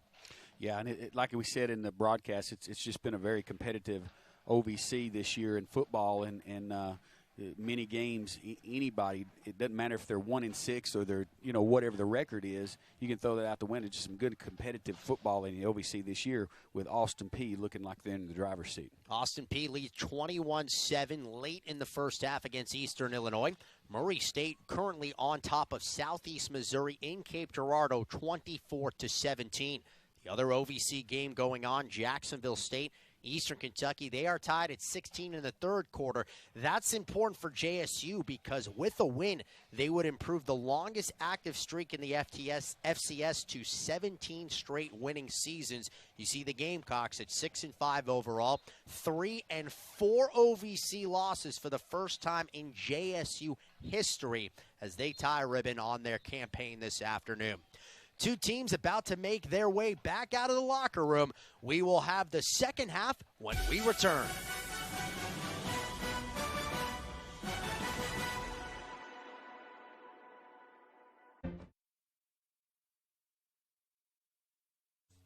One more half of football remains for both of these teams. Here in the 2019 season, Tennessee Tech leads Tennessee State 27-10. We get ready to go in the third quarter. For Tennessee Tech and Dwayne Alexander looking for a 7-win season. Already the first 6-win campaign since 2011. TTU comes in at 6-5 overall. Tennessee State at 2-9.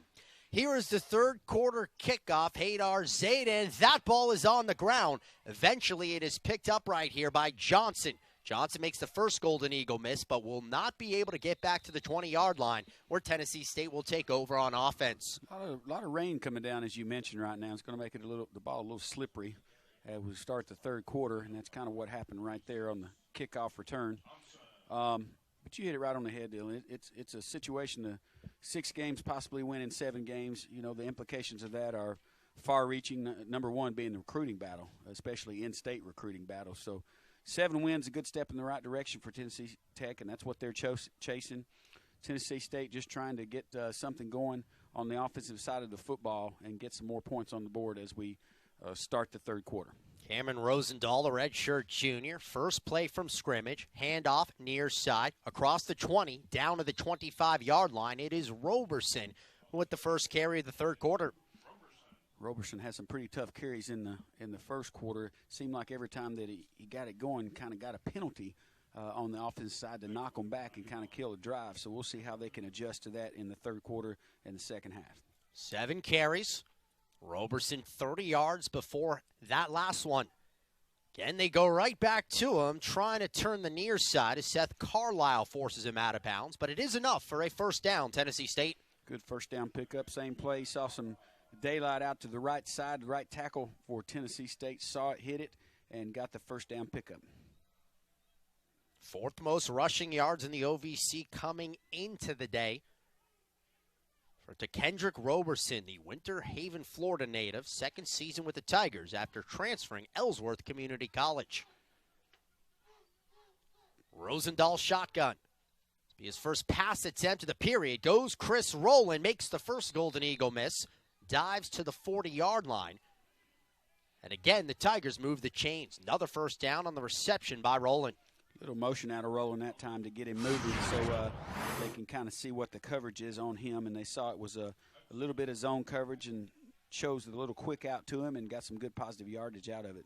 Good start for TSU in the second half. Tigers at their own 40. Roberson, he will push it out of bounds with his third carry of the third quarter. Derek Moore, the Tech senior linebacker. Got a penalty down here on the near side.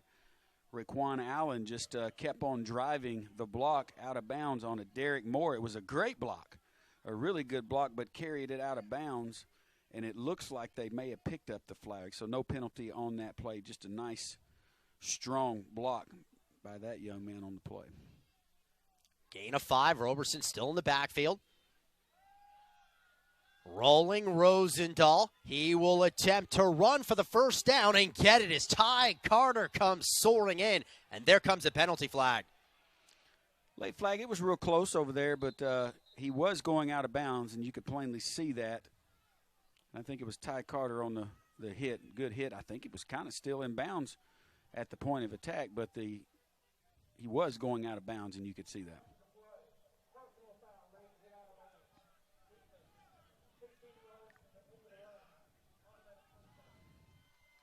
So tack on 15 more. Officials deem late hit out of bounds. You see right here with Rosendahl running just about, he's out. Yeah, good call. He was right there on the spot, and really when you're going out of bounds, no need for that. If it was vertical out of bounds, it might be a little bit different, but he was horizontal and hitting the out of bounds, so no need for that. Redshirt junior quarterback, the Ackworth, Georgia product, Rosendahl. Hands off, Seth Rowland. Moves to his left, now a spin move to the 30. Nice job up the middle left side of the TSU offensive line there, creating some yards for the running back. Rowland back in there for TSU, Seth Rowland. It is a gain of 6, 2nd and 4. Tigers are on the move. Ball at the Tech 30. Again, Rowland makes a nice cut, has enough for the first down, and the Tigers continue to move the chains on the drive. Seth Rowland really shifty as he takes that ball from the quarterback and hits it back, cuts his field back to the left side of the offensive line for Tennessee State, picking up a first down.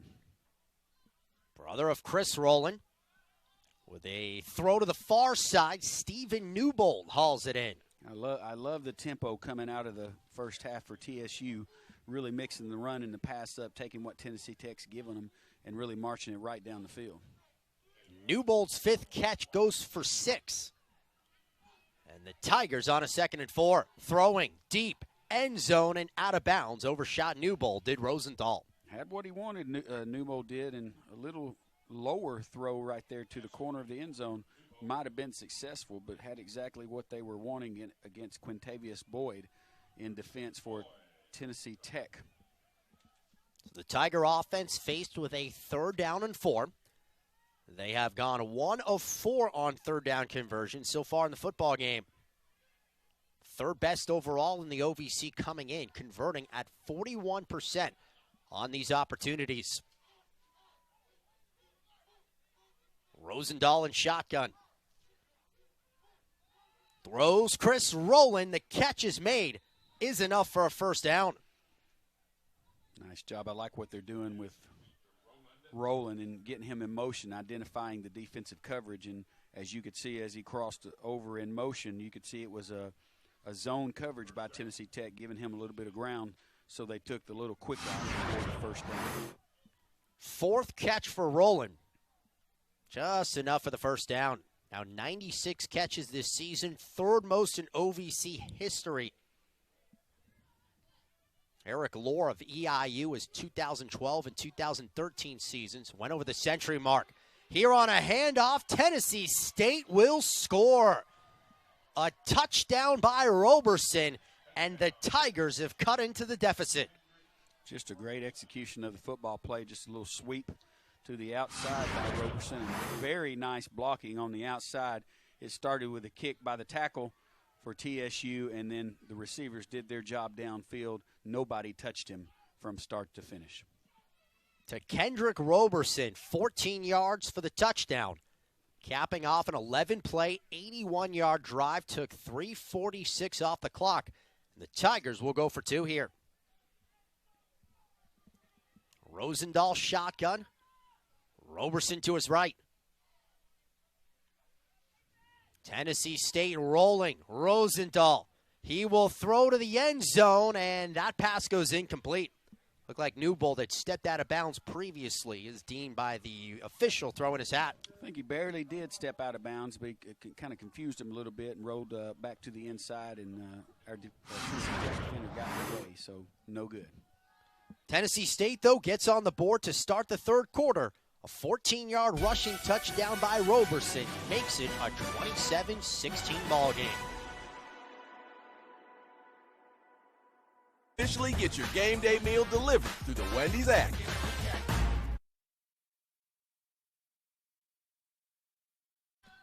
Well, Tennessee State makes this an 11-point game. Tigers score the rushing touchdown by Roberson. Running has been the theme of the day. Both teams have moved the ball very effectively. Tennessee Tech 199 rushing yards in the first half alone. Number of different options out there for Tech. Yeah, which has really opened up the passing game a little bit, too. They hadn't had to use it as much as normal, but a good mix is always the best. Mosley chips it, where a fair catch is called for by Day Gist. The Golden Eagles will go on offense for the first time in the second half. Tennessee State does not want to kick the ball to Demetrius Fleming with good reason. Very, very good field position, as you said, Dylan, for Tennessee Tech to start, but very important for Tennessee Tech to keep on the pressure and moving the football and keeping the ball out of Tennessee State's offensive hands, because we saw what they can do very quickly, marching it down the field and getting a score. So important series for Tennessee Tech here. 11:05 to go in the third quarter. Fisher went 7 of 10 throwing in the first half. This is a running play for Bailey Fisher, and he gets it down to the 31. Called Bailey Fisher's number a lot today in the running game for Tennessee Tech, so they see something in the TSU defense that they like. Probably numbers with a blocker in front of him creates a situation where Tennessee Tech has more blockers than they have defenders in certain situations. Tech dual threat quarterback, his 11th carry of the afternoon. He's got 66 rushing yards. The last pickup of 4. Gist in motion. Fisher throws right to him. Kind of a tough situation there as Gist collides with his teammate Brad Clark. Does appear to be okay, though. Just a great job by Tennessee Tech defensive back, getting in there, evading the block, and getting to Day Gist on that swing screen, quick screen, if you will, for the tailback out of the backfield, and just really shut it down before it had a chance to even develop. This Tennessee State team we've discussed with Dejor Nesbeth on one side, Nick Harper Jr., son of Nick Harper Sr., who played in the NFL for the Colts and Titans. There's some good corners. Really just haven't been able to pressure the quarterback a lot. Last in the league in sacks this season. Fisher, he has time. Throws, and it goes incomplete. Diving was Love to prevent Clark from getting his hands on it. And Tech begins its first third-quarter drive with a 3-and-out. Yeah, Dante Ferguson, Jr., defensive end for TSU, forced the issue there, and Bailey Fisher could not get the ball out there quick enough because of the pressure of TSU, creating a punting situation for Tennessee Tech. And as we talked about it, probably exactly what they did not want to start the second half with. First time we have seen Luke Maynard, the first Golden Eagle punt today. Dayron Johnson, the freshman, is back. Setting up at the 25 is Johnson. Maynard, the sophomore from Australia, gets ready to boot it away. To the far side. And we'll see exactly where the official marks it. Tennessee State will take over the 27. So the Tigers score a touchdown, and then TSU forces a 3-and-out. Tennessee State with the football when we return.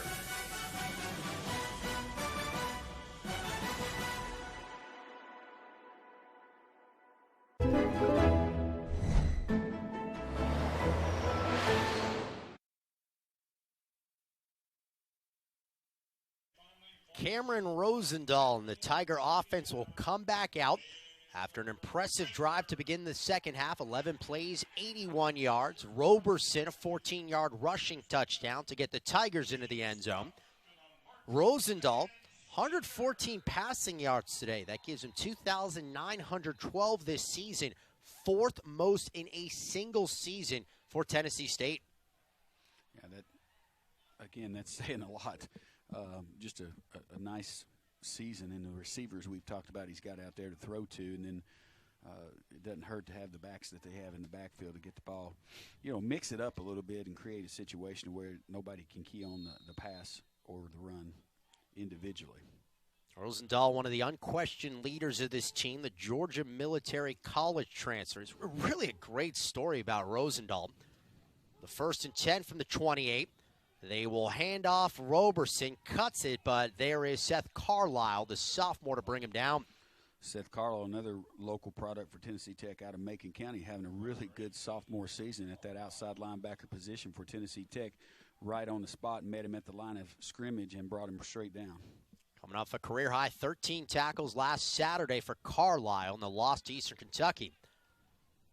Well, they throw. Newbold. Reception is made.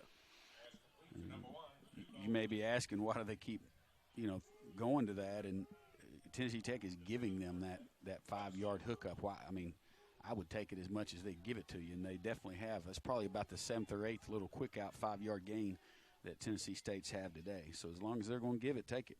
Tennessee State converted on the only 3rd down chance in the last drive. They are 2 of 5 overall.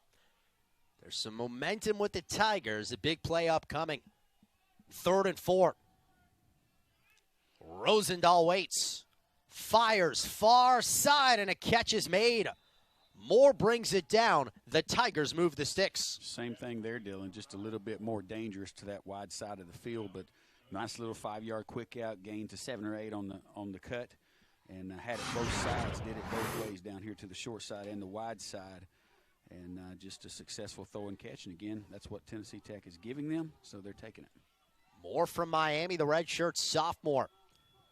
Rosendahl, handoff. There's Roberson with a full head of steam going forward. Takes a nice shot from Fain, but it will be enough for the Tigers to get another 1st down. Nice job of that left side of the TSU offensive line led by James and Simmons, creating the path for the tailback to pick up the 1st down. Again, it's Roberson moving to the left before cutting it back. Few yards on that 1st down play. Nice job up the middle. I hadn't mentioned his name yet, but Gladney for Tennessee Tech and Schluter up the middle doing a good job of stopping that run very quickly before it got started. Gain of 3 right by Roberson. He departs here with Sean McCauley, the redshirt sophomore from Chattanooga, now in the backfield. Rosendahl, fake to him, throw near side. Here is Rowland, who ducks out at the 30. Ty Carter took a look at the quick out that time, tried to step in front of it a little bit, but quarterback made a great throw to the sideline and was able to get it to Rowland for a nice pickup and another 1st down for Tennessee State. Catch number 5 in his final collegiate contest. Rowland, after missing the last game and a half besides holding duties, with an injury, he's back in full force. Colley, will go down. First was Gladney, and then Seth Carlisle comes charging in. Jalen Gladney, the birthday boy today, makes the stop. And back to Rowland, 3 catches from 100 in the season. That's a pretty good mark that not very many people get to, very many receivers. It would be only the 2nd ever in the OVC. Doing it twice was Eric Lohr, both years that Jimmy Garoppolo was throwing him the football. 2012, he had 136 catches. It doesn't even seem real to have that many catches, like a video game. Until you see it. We got to see him play here that year, and then you understand it a little bit better. With some pressure over the middle, there's Rowland again. Rowland going toward the far side, diving in the end zone. Is he in? They will say he is. Rowland scores the touchdown, and Tennessee State right back in it. Here we go, folks. Don't go anywhere. Right back in the game. That little he's inside slot position is Rowland, and he pushes the defensive back downfield, has no help over the top, and he crosses the middle. You can see a great view of it right there, and he's just wide open.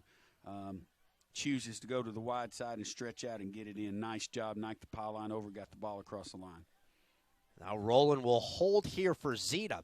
Now remember, Tennessee State elected to go for 2 after scoring to start the 3rd quarter.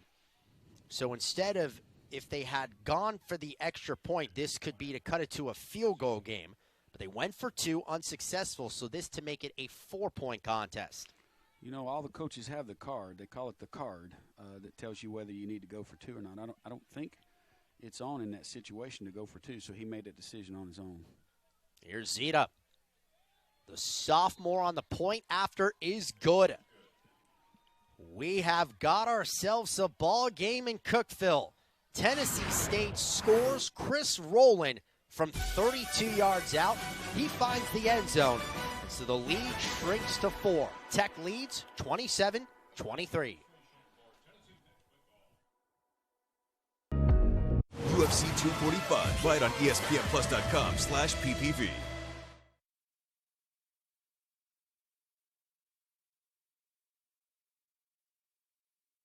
Has come back from injury in a big way. A 32-yard touchdown catch makes it a 27-23 game. He has gone over the century mark in receiving. 6 grabs, 104 yards. 6:46 to go in the third quarter. Here comes the Caleb Mosley kickoff. Mosley's kick short, and Tennessee Tech fair catch Clint Zerke. Good job again by Zerke, fair catching that ball with heat coming his way, giving Tennessee Tech really good field position again to start the drive. With a big day by Rowland, he is now the single-season all-time Tennessee State leader in receiving yards. He passed Golden Tate, not the Golden Tate most people are thinking of, Golden Tate's dad, the senior, who was a 1984 draft pick of the Indianapolis Colts. Bailey Fisher comes back out on offense. Fisher going to toss it to Gist. He's got some room. Gist makes the move.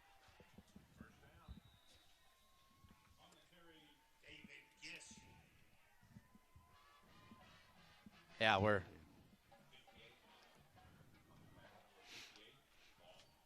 First down, Tennessee Tech. it's dead. I bet it's here. What?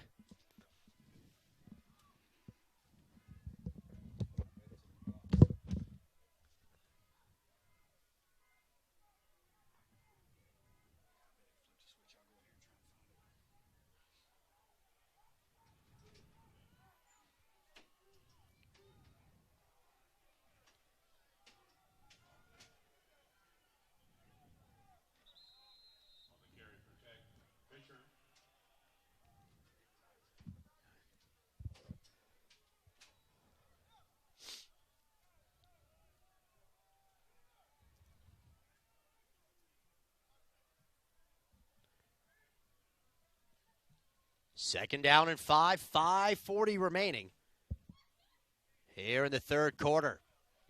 Some technical difficulties appear to be back and running. It's a power outage up here, but all good. 5:28. Third quarter. Fisher with Tech on the move. It is second down. Gist throwing, or rather Fisher throwing to Tavin Kilpatrick, and enough for a first down. So Tennessee Tech moves the chains. This in a quarter that has seen TSU outscore the Golden Eagles 13-0. A touchdown by Tennessee State. The Tigers went for 2, didn't get it, then forced a 3 and out. Chris Rowland came back with a 32-yard touchdown catch to make it a 4-point affair. First and 10, inside 5 minutes to go in the third. Right up the middle, and Gist stopped in the backfield. It's Dante Ferguson Jr. Ferguson again, we called his name several times today for Tennessee State's defense. Good job of penetration and getting the initial block. You can see right here, there he comes right through 75 for Tennessee Tech. Almoyan missed his block on that one, allowed him to get through there. Good penetration. A loss of 1 by Gist, second down and 11. Golden Eagles into Tiger territory. Drive that started at the Tech 32. Flips it to Gist. Day Gist near the 40-yard line. Good look for young backs right there. You got your momentum going in full speed ahead. Don't stop your speed to cut back. Keep it going, get what you can. David Gist getting all he could out of that carry right there, creating third down and about 5. Collecting 6 there for the sophomore. 3 wide, bottom of your screen. Here's Fisher, little trouble with the snap, and so Bailey working hard. Let's see where they spot it, a yard short of the first down. Yeah, good yard short, having trouble with that snap, as you said initially, but regained it and was able to get close to the first down. They're still trying to mark it. 13th time Fisher has called his own number. 4th down and 1. Tech 0 of 1 on 4th downs. They'll roll the dice again. Let's see if TTU will run a play now. Fisher is under center. He'll try to dive for the first down. It will be close. Tennessee State thinks they stopped them. Let's see the call. On a 4th and 1,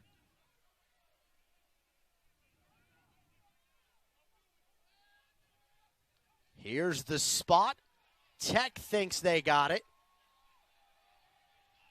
But it is Tennessee State football. The Tigers take over. 3-4, you can see it right there. 3-4 short. Quarterback sneak call. There was nothing there. Got a real nice penetration underneath the offensive line right there. There was just nowhere for Fisher to go. Hardly could move his legs to go forward. Great job by Tennessee State on the stand right there to create that situation and turn the ball over. And Tennessee State will take over coming out on the 36-yard line. So momentum with the Tigers. They have scored back-to-back touchdowns. Decided to go for two on the first one. That's why it is now a 27-23 game. They stop the Golden Eagles on a fourth down. And they go Wildcat here. And a flag comes flying in.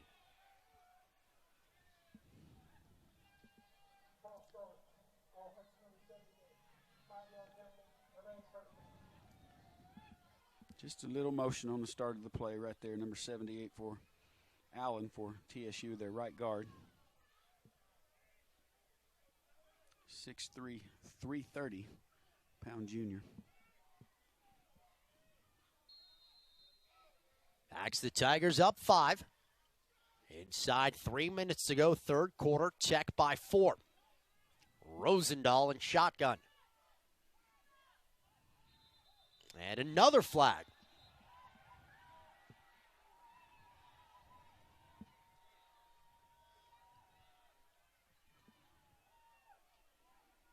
Like number 60 up the top side.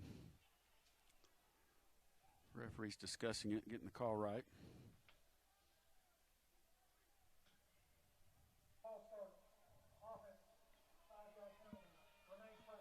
Tigers' 6th penalty of the afternoon. I believe it was number 60 Simmons, 6'5", 315-pound senior left tackle, left guard, for TSU. 1st and 20. Rosendahl played in a few ball games last year, started the finale in what was an overtime win against UT Martin. Threw 3 touchdowns in that game. Rolling, the catch is made, but he is brought down immediately by Ty Carter. All right, so the adjustment that you see here, Tennessee Tech going to a 2-safety high coverage and getting some pressure up on the cornerback position, getting him up to 5 yards, which will take away that little quick out and get some pressure up there. Ty Carter on the spot. Nice adjustment by Tennessee Tech in their defensive backfield to take away what TSU was gaining yards on. They call it a loss of 3. 2nd and 23 now as the Tigers continue to move backwards. Rosendahl throws it over the middle, and again, this time a Derek Moore brings down Roberson on the get-go. Well, what a play by Derek Moore. He was going nowhere, and he wasn't fooled. They had a lot going out to the left side with the trips, out to the left side, and then one receiver down here to the bottom, and they were trying to get him to think wide and throw that little screen the middle, and just no go. Derek stayed right at home as he should. A loss of 1. See what Tennessee State does right here. It's going to be a timeout taken by Tennessee Tech first.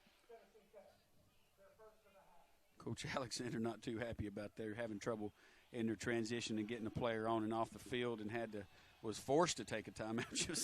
You'll see him right there. He's talking about it to him, not what he wanted to do. But it's what happened. You look at the rain now. You got a view of it right there against the Tennessee Tech team on the sideline there. It is pouring. Dylan called it from the beginning. It's coming down pretty good right now with 1:45 to go in the third quarter.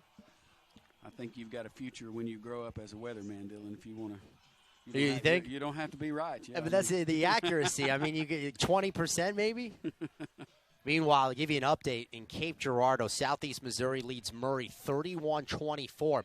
Austin P leads EIU 21-7. A Gov victory, regardless of what Southeast Missouri does, they would win the OVC. It'd be the first time since 1977 for Austin P. We got a chance to see them here at home, and very good football team, and they've proven it all the way through this year in the OVC. This Tennessee State Tiger team, the only one to defeat Austin P in the OVC. A 2-point win in Nashville, October 19th. Should be a free play, but they will stop it. Appears as if the Golden Eagles jumped early. The TSU offensive line stayed there. Good call.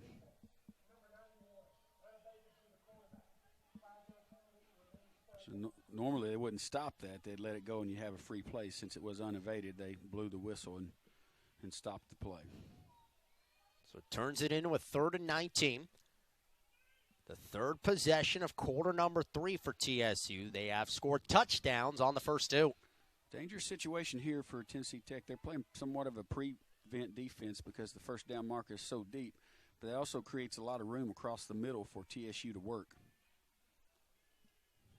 Tennessee State needs to get to the 47-yard line to convert. Keep your eye on number 3 rolling down here in the inside slot position. Rosendahl. Chris Tucker chasing him. Rosendahl will go down as the Golden Eagle defense stands tall. Nice job right there. I don't think you'll see them going for this, but they got pretty close to a 10-yard regular first down territory. It looks like the punting team is coming on for TSU.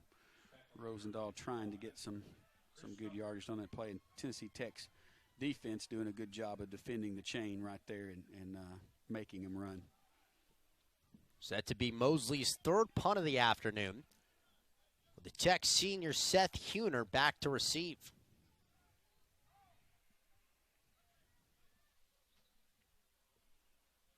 Huner, fair catch called, and will make it at the 22-yard line. I'm going to tell you what, that's a tough thing to do, catching that ball on the run like that in a fair catch situation with rain coming down. So good job by Seth Huner pulling that in.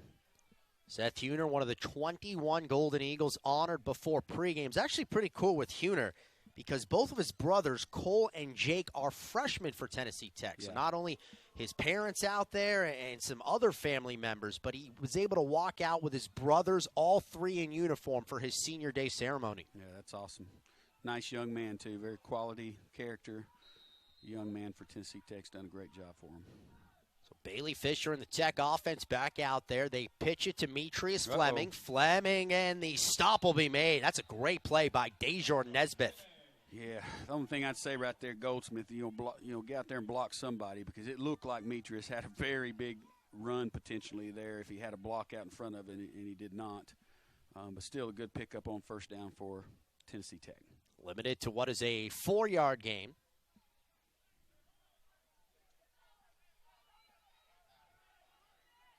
Could be the final play of the third quarter. Gets the motion man. It'll be Fisher to keep. Bailey Fisher has a first down. Dives to the 40-yard line, and again the sophomore burns the TSU defense with his legs. Nice job using that jet sweep motion. We got Tennessee Tech's gotten a lot of yardage out of that with Day Gist going to the wide side, and Bailey Fisher pulled it back and got a little inside zone play coming back with the kick-out block by the lineman and picking up the first down for Tennessee Tech. It will be the final play of the third quarter. It's Tennessee Tech led 27-10 at the break. Tennessee State 2 touchdowns, though, in the third quarter. It's a football game. We've got 1 quarter remaining in the 2019 season. Tennessee Tech leads Tennessee State 27-23.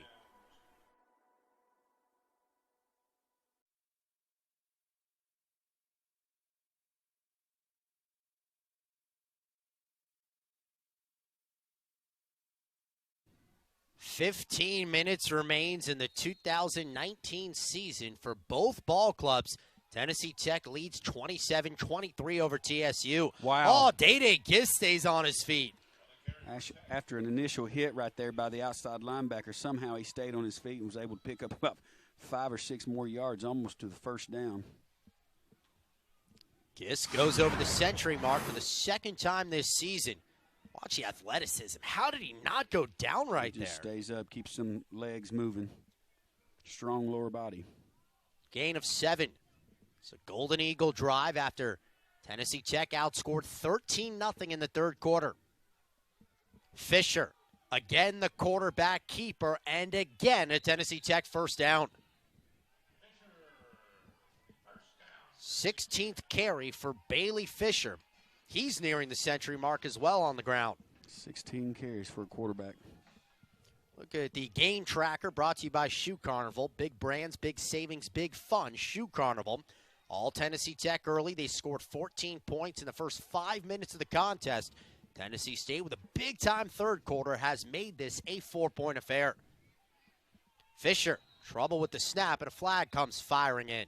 Probably lucky there that the flag came in because Bailey was having trouble finding the ball.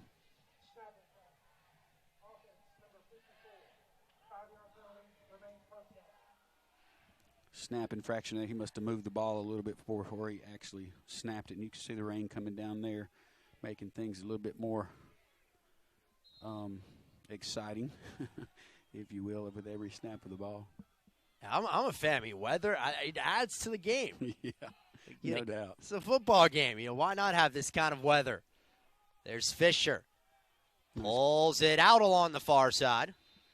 Good job by TSU up the top side, especially the outside linebacker recognizing Fisher pulled the ball off the handoff to Day-Day Gist and came out on his own and made a good tackle for a loss for Tennessee State. Called Ferguson's name a lot today as he makes another nifty play. Also had Love around the action. 2nd down and 12 for TTU. Early stages of the fourth quarter. Dylan Vazano, Sam Brooks on ESPN+. Fisher, he'll take it himself. Makes a spin move at the 45. Continues to bring the pile with him. Bailey Fisher, the sophomore. The athletic play right there with his legs. Just good effort after initial contact for Bailey Fisher, keeping his legs moving, creating a much better situation for 3rd down. 3rd and about 4 right now for Tennessee Tech. Well, let's make it 5. They keep moving the ball in the chain a little bit. So 3rd and 5 for Tennessee Tech. Big play. Tennessee Tech 3 of 8 on 3rd down. TSU down 27-10 at the break. 2 third-quarter touchdowns have made this a close one late. Snap, handoff, Day-Day Gist makes the first man miss and dives his way near a 1st down. It looks like he is just short, and so decision time for Dwayne Alexander. And what a great effort right there, and he's done it several times today. A little bit short, it looks like a good mark right there. It's going to be 1 yard to go. We've had this play, this situation several times. Way to keep your feet, almost getting to the 1st down marker. Good spot right there by the referees, and Tennessee Tech will get up there on the line.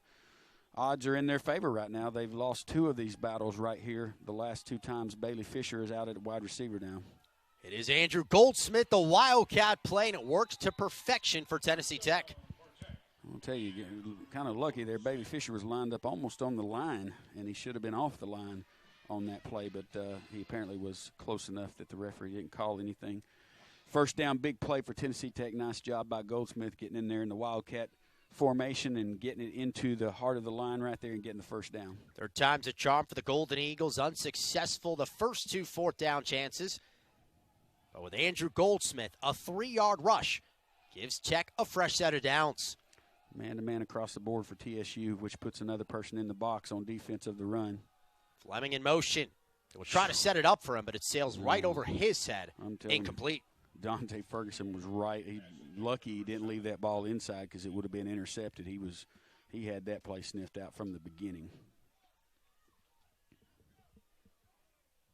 Bailey Fisher now 9 of 15 for 135 yards. Really an amazing sophomore season after last year's OVC Freshman of the Year. Bailey Fisher now has 32 combined touchdowns this season. Continues to separate himself. Trey Lamb's 23. Was a program record in 2011. Here is Goldsmith. To the near side, Goldsmith. Nesbeth, the first to greet him. Yeah, he's perfected that little inside quick move that he has. And Nesbeth was right there, and he's a pretty good tackler. So good job by Goldsmith getting it upfield and getting a few extra yards. Here we go again. 3rd down and about 6 for Tennessee Tech. Andrew Goldsmith with 2 rushing touchdowns in this game. Tech's leader in yards each of the last 2 seasons, rushing yards, that is. It's turning into a long, sustained drive for the Golden Eagles, trying to counter. It was a big 3rd quarter for Tennessee State. Tough field conditions, but you are already in the range of Haydar Zaydan. Set up the screen, and they throw it over the head of Gist. It'll be 4th down. Really had exactly what they wanted. They run that play a couple of times, but there's so much pressure on Bailey Fisher that he couldn't really do anything with it accurately, and that's going to create a punting, maybe a field goal. I'm not sure who they send in. Looks like a field goal attempt for Tennessee Tech. As you said at the start of the game, he's hit 3 50-plus this year, tops in the FCS, so that's why you're seeing him out there right now. This is a 49-yard try for Haydar Zayden. High snap, brought down, Zayden kick on the way, and it is no good. Haydar Zayden misses wide right, and so Tennessee State takes over with good field position. 4th quarter of action. The Tigers in a good spot. They'll have the football when we come back.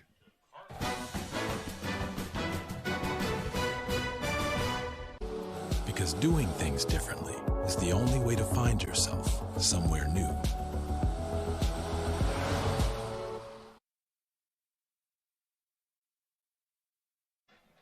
The Tigers and that man, Chris Rowland, come back out. The offense here in the 4th quarter down by 4, 10-12 remaining. 7 catches, 101 yards, and a touchdown as Tennessee State is called for a false start. They started off the last drive that same way and wasn't able to get anything out of it. And here, motion penalty again for Tennessee State starting this drive.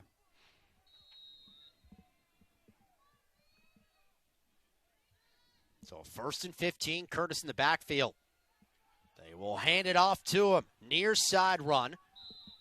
Contavious Boyd, the first to greet him. Derek Moore also helping his fellow Golden Eagle counterpart. Nice job by left tackle Will James getting the lead out there and getting that corner for the tailback and sealing the outside. Nice pickup. Got 7 yards back for TSU on 2nd down or 1st down. Again, the give to Curtis. Ends up moving it to the 35-yard line. The 2nd consecutive run by Sabri Curtis Jr. Chris Tucker right there on the spot. 1-yard gain for TSU. Tucker just really putting his head down and getting in there and stopping the run for Tennessee Tech that play.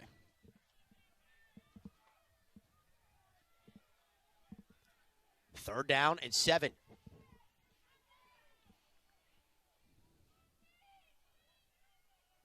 Tennessee State, 1 of 4 in the first half, 2 of 3 in the second on these chances and movement at the line.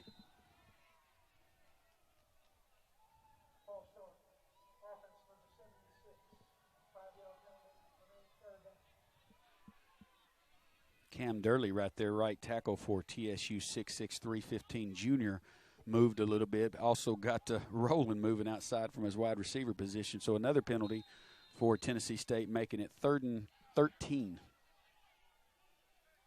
Tigers, the 3rd most penalized team in the OVC, starting to pile up with the 8th penalty today.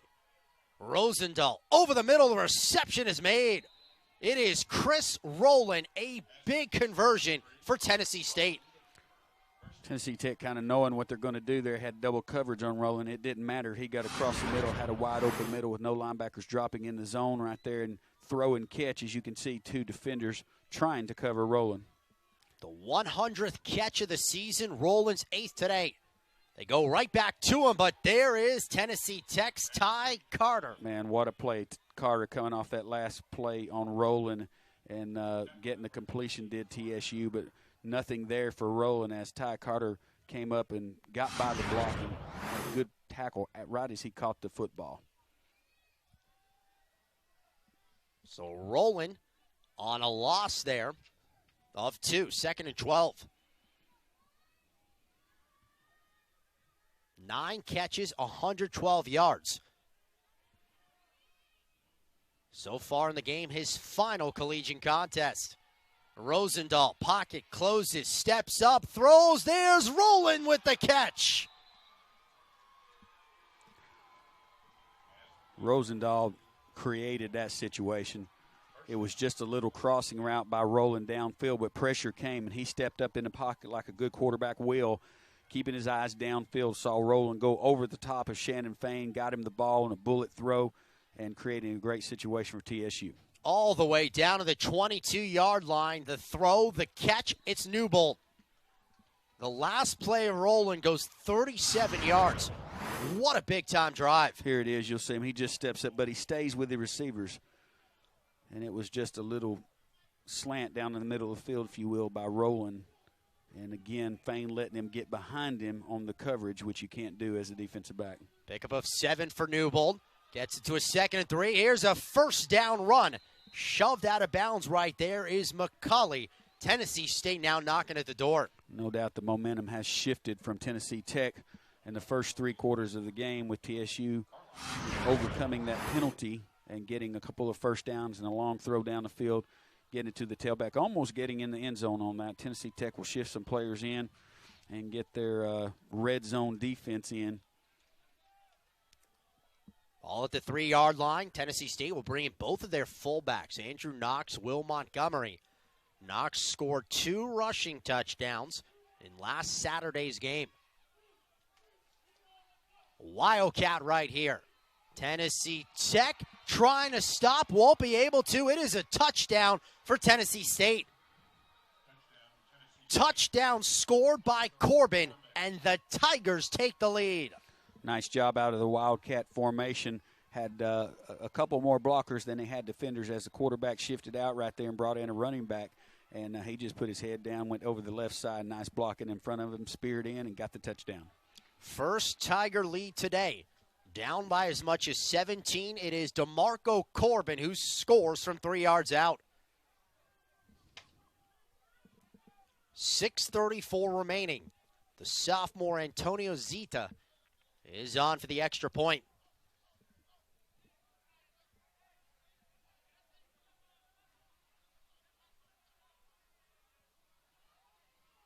Tennessee State, an impressive second half showing.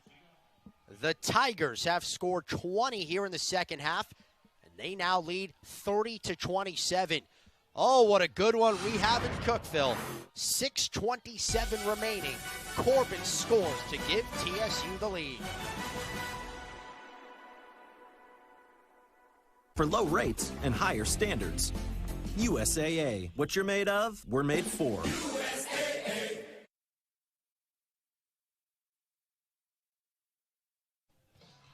Day-Day Gist and the rest of the Tennessee Tech Golden Eagles trailing for the first time in this game. The sophomore right out of Cookeville has had a huge contest, but Tennessee State has scored 20 unanswered, all here in the second half to lead by 3. Yeah, we discussed it a little bit. The momentum definitely has shifted. You can feel it here. The rain is coming in a lot harder right now, but you look at the sideline on TSU, they're bouncing around. Hadn't been like that all game, but they got the lead now. As you said, scoring 20 points in this half. Kickoff goes Fleming. Fair catch called. Tech will take over at the 25. Tennessee State head coach Rod Reed, 10th season at the helm. Give the Tigers credit. Team 2-9 coming into this game. Fell behind 14-0, not even 5 minutes in.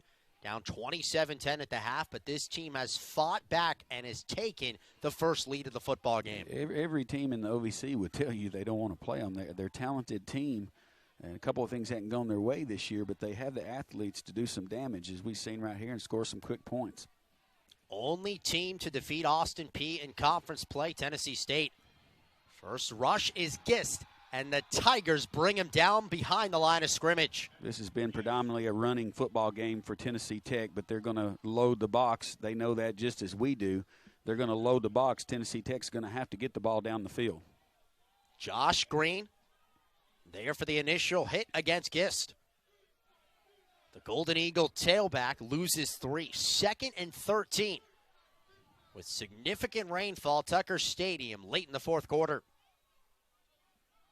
Fisher going to have to throw. Bailey rolling. Fisher throws to Clark, and the pass goes incomplete. At the beginning of that play, Bailey Fisher had the tight end running straight downfield wide open. Tavin Kirkpatrick couldn't get him the ball quick enough. Good protection. A long time to throw for Fisher, and TSU's playing straight man-to-man coverage, so they get more defenders in the box. So, as I said, you're going to have to open it up and have some success with the passing game. Third down now and about 14. 5:52 remaining. Fisher steps up. Fisher makes the first man miss Ferguson, then will underhand toss to Goldsmith, who will come up well short. And a fired up Tennessee State sideline. The Tigers are going to get the football back. It's going to be some pretty good field position, just nothing going right there. Nice pressure. Didn't get rid of the ball quick enough, step up in the pocket. Nothing there for Bailey Fisher as he scrambled out and was able to flip it to Goldsmith on the side, and too many defenders in that small area. Nice job, nothing open downfield on that pressure, with that pressure, and then nice stick right there by number 10. We mentioned it again for TSU, just laying the hat right there is Nesbitt. So Tennessee State, big second half comeback as they stop the clock here. And they're going to review the previous play, which, well, you tell me. I didn't see anything in the play.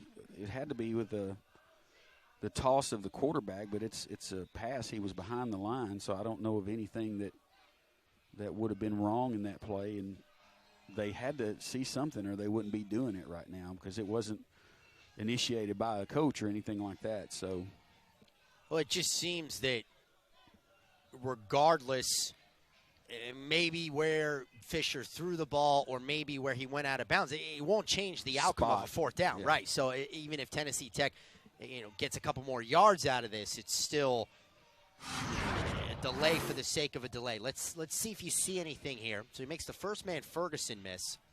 It's just a flip forward. It must be a spot situation right there. Well, it could be with the clock running. Yeah.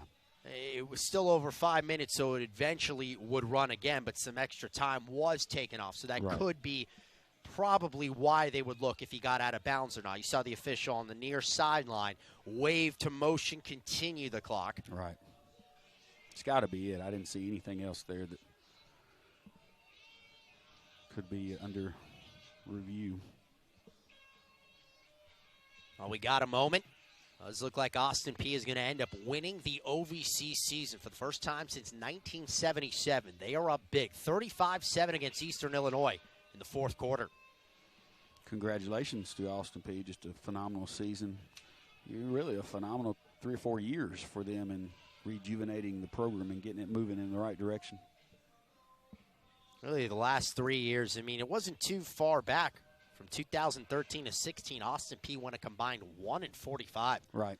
So that is really a great story. From 1977, the last OVC title. Rejoined the league back in 2007. Number of tough seasons, but Austin Peay well on the way to the OVC championship. And as the officials talk about the last play, whether out of bounds or not, is what we think. As it appears a call is about to be made by Daniel Ingram.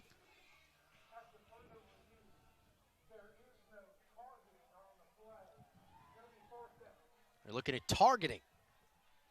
Yeah, I didn't see that. He went low and got him in the feet, so flipped him a little bit, but I didn't see anything that would look like targeting at all. You talk about Austin Peay, and, definitely some funds and some dedication by the administration there to make football more important, and the stadium enhancements that they've made has been very important for recruiting and getting the program and then hiring the right coaches also. And Maynard gets the punt block. The ball in the end zone, still alive, and Tennessee State scores a touchdown. Touchdown, Tigers. TSU recovering Jordan Bell.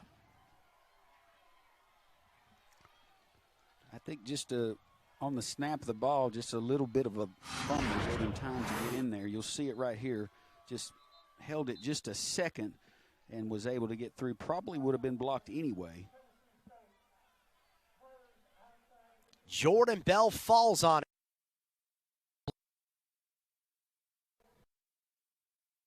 Camera right there showed that he did get possession of the ball in the back of the end zone to give them the touchdown. And the lead right now, 36-27 with the extra point coming. What a huge play that is. Obviously goes without saying, makes it a two-possession game now. 36-27. Zeta on for the point after.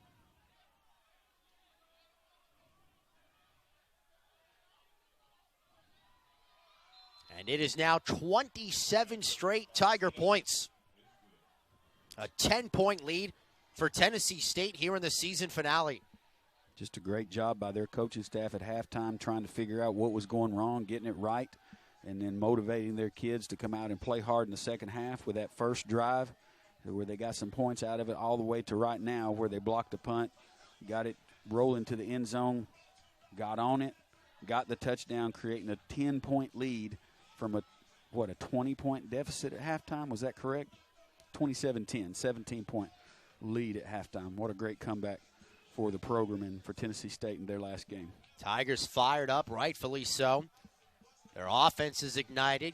Cameron Rosendahl now has the second most passing yards in a single season. He passed his offensive coordinator with 226. He is 21 out of 28. Rosendahl passing Shannon Harris's mark, second most as Tech head coach Dwayne Alexander looks on. Golden Eagles now down 10, 4:44 to go. A lot of time left, almost 5 minutes left in the game, the way the offenses are nowadays, and we've seen it here in this stadium this year. In the first game with Stanford we had here that Tennessee Tech took it into overtime. They're down 10 right now, so there's a two-score game for them. They're going to have to get it down the field quickly, get it into the end zone, and then also somehow get it back for another possession in this two-score game. Tech has two timeouts. They had to burn one back in the third quarter. Here is Fleming right at the goal line. The Tech rookie, Metrius Fleming, along toward the near side, but is stopped just after the 20-yard line. Good coverage by Tennessee State. Very nice coverage. Looked like there was going to be something there, but somebody shot through and was able to make the shoestring tackle on Metrius before he got going. Tennessee Tech led this game 14-0, not even 5 minutes in. Opening drive touchdown. The ensuing kickoff fumble, Tech recovered. Then the Golden Eagles cashed it in with an Andrew Goldsmith, his second rushing touchdown, both within the first 5 minutes. Tennessee State has turned the tide dramatically. They lead by 10. Here's Fisher throwing the football. Down the field, reception made. Huner coming off of that, the little quick screen to the tailback up to the top side that's been so successful for him in the first half. Bailey come out of that and ran goes outside off of that play, off of that fake, and was successful with it downfield. So the Tech offense now moving quick. Fisher rolls right, changes direction, and goes down.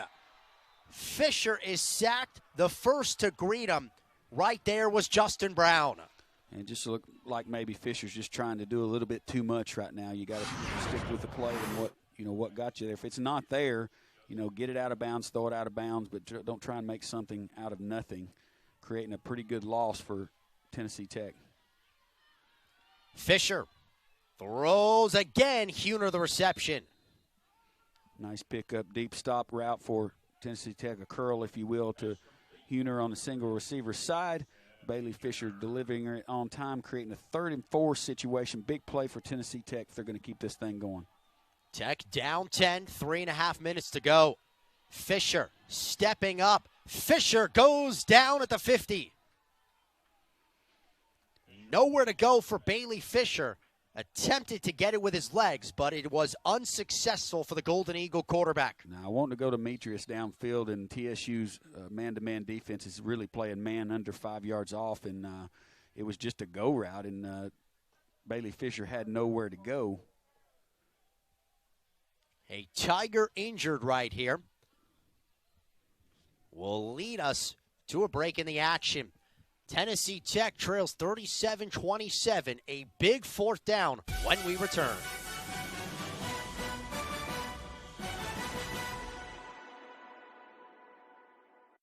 Xfinity X5 gives you the speed of a wide receiver, the control of a quarterback, the coverage of a running back. From kickoff to overtime, this is beyond Wi-Fi. This is X-Fi. Check this out. Oh, okay. Like that? Grand finale.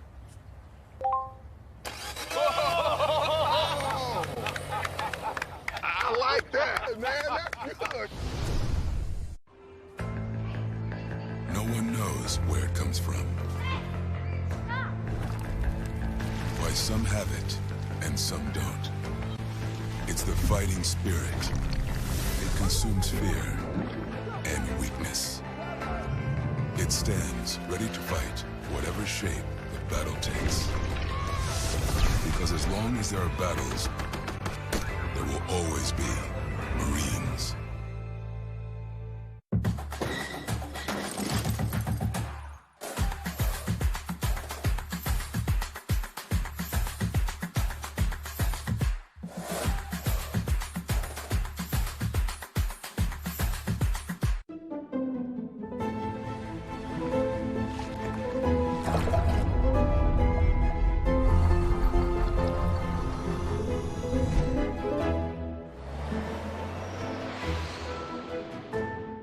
In 1979, Jiffy Lube changed everything by providing the first convenient oil change service. Millions of satisfied customers later, we're still who you trust. Jiffy Lube, you can do more in a jiffy.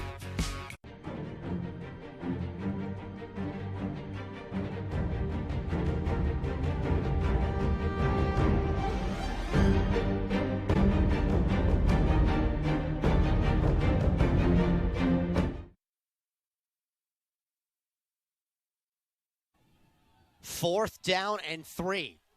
Tennessee State leads by 10. Huge play upcoming. Fisher throws. It is juggled and won't be caught. Incomplete, intended for Fleming.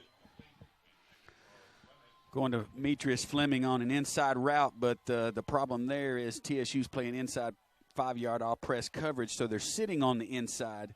So just really not a good selection of play right there. You'll see it right here. They're running right into the coverage. See, right there it is on the inside. So nice little stop route. If you're going to do that, you got to really come back to the football to make the catch, especially on fourth down. So unable to get the first down for Tennessee Tech. TSU comes back out on offense. Golden Eagles with 2 timeouts remaining. 3:09 to go.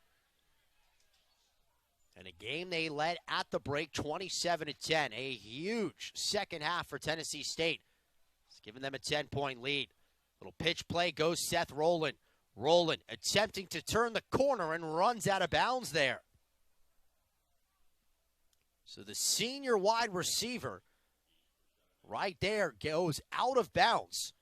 Stops the clock at 3:02. Seth Carlisle is the first one there as now they reset the clock. And it continues to move inside 3 minutes remaining. Of course, Tennessee State in no rush right here. They will let the play clocks wind down. Have to think that the Golden Eagles, a stop here, maybe then would start to use the timeouts. Down 10 with 2.5 left. Rosendahl is in shotgun. The man in motion, Rowland. Another toss to him as Derek Moore brings him down behind the line of scrimmage. And now Tennessee Tech does indeed take a timeout. So the Golden Eagles stop the action, what will be a 3rd down and 11. Been a big game in terms of both single-season quarterback records for Tennessee Tech. Bailey Fisher went 171 yards. He passed Michael Birdsong for the most ever in a single season passing yards. Birdsong's 2016 campaign. As far as Rosendahl is concerned, he surpassed Shannon Harris. His 2001 season, Harris the offensive coordinator for Tennessee State for second most. Tech outscored TSU 14-0 in the first quarter. Golden Eagles would take a 27-10 lead at the break in a second quarter in which Tech outscored them 13-10. Boy, it has been all Tennessee State here in the second half. 13 in the third, 14 here in the fourth. 1 timeout remaining for TTU. Rosendahl comes back out on offense. The Georgia Military College transfer. And movement on the line. So it should push TSU back 5 further.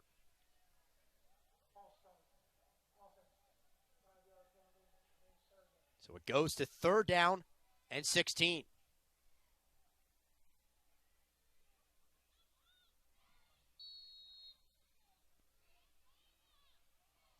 Probably will end up with a 3rd and 16. See how aggressive Tennessee State will be. They will indeed run the football with Roberson. Changes direction and then smartly goes down. So let's see if the Golden Eagles take the final timeout. And Tennessee Tech will do just that. So the Golden Eagles out of timeouts right here with 2:16 remaining. A Tennessee State punt upcoming. Game against Samford.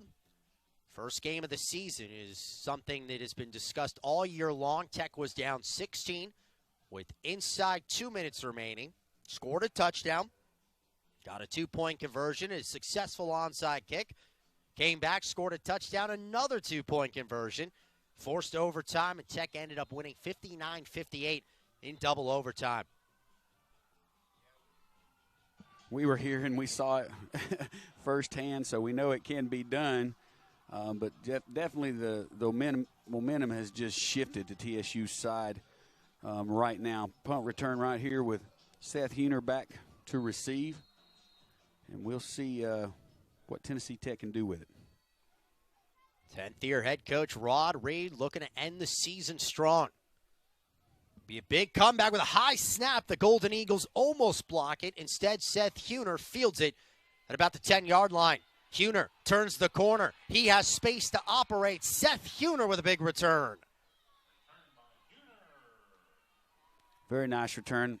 Getting out to the side by Seth Huner. Looked like there was a block that was questionable right there on the side, but he got his head in front, so there was no call. Tennessee Tech with the ball coming out. Here's a look at it from the end zone. Nice escape out wide. Here comes the block right there. Huner was able to get over it and get some yards. No call. Tech at the 37. 2:03 remaining. Down 10. No timeouts. 3 wide. Bottom of the screen. Fisher. Pocket starts to collapse. Bailey on the move. Throws it. Incomplete. Let's see if it got beyond the line of scrimmage, and it looks like that it did. Day Gist was in the air. He got lucky right there. But Bailey Fisher's, he's got to – TSU playing a 2-deep coverage right now. The first zone that we've seen the whole game from Tennessee Tech, from Tennessee State. They've been man-and-man coverage, so they're giving them just a little bit with a 10-point lead and this much time left. So we'll see if Tennessee Tech can get anything out of that.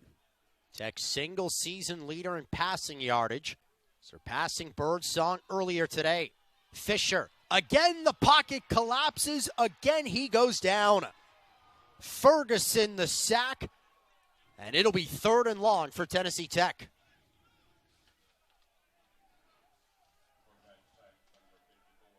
The redshirt senior out of Lithonia, Georgia, makes his presence felt, and Tennessee State will take a timeout. They had a player trying to run off the field. And the Tigers stop the action.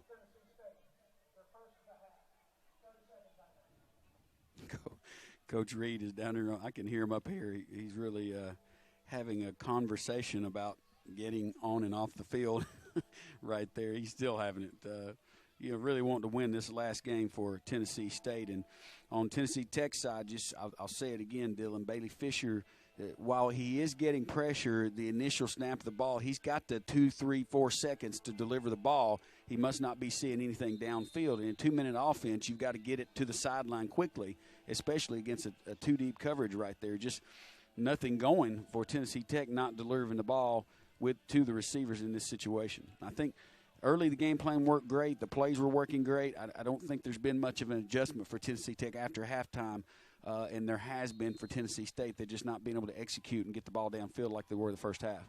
On a 3rd and 18, more pressure. Fisher dances out of trouble, still on his feet, and eventually gets brought down. More Tennessee State pressure to stop Fisher in his tracks. Yeah, that was some good, quick pressure right there by Tennessee State, getting to the quarterback before he even had a chance to throw the ball. It's going to be 4th down and very long for Tennessee Tech. 4th and 16, this is your ball game. Tech needs it to keep it going. Fisher, still time. Fisher rolling, throwing. It's incomplete, and Tennessee State will take over. All you can say there, Dylan, everybody was covered downfield, nowhere to go, and then they had Bailey Fisher had some pressure he had to get out of, got out of it, looked downfield, couldn't find anybody open, but 4th down and long, go ahead and throw it. He did, was not able to come up with a catch. The Tigers down 27-10 at the break. They will come to Cookeville and leave with a win. The incomplete pass, Tennessee Tech does not have any timeouts remaining.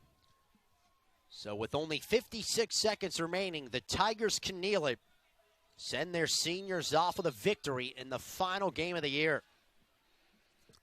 And as they do, just a great comeback win for Tennessee State on the road.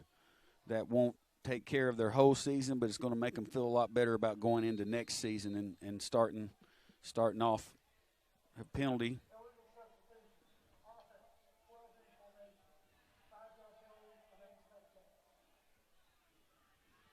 Five-yard penalty, too many men in the formation, 12 men in. One comes off now, so they'll correct that. Just a 5-yard penalty. They're in victory formation, shouldn't hurt anything. But you look at TSU going in next year with this win, that'll get them, is something to look forward to as they think about next year. And then Tennessee Tech will have a 6-6 record, still a good movement in the right direction, but this one's going to sting them. See Chris Rowland dancing right there. Number 3, the last game and a half, he did not play. Outside of, as they reset the game clock here.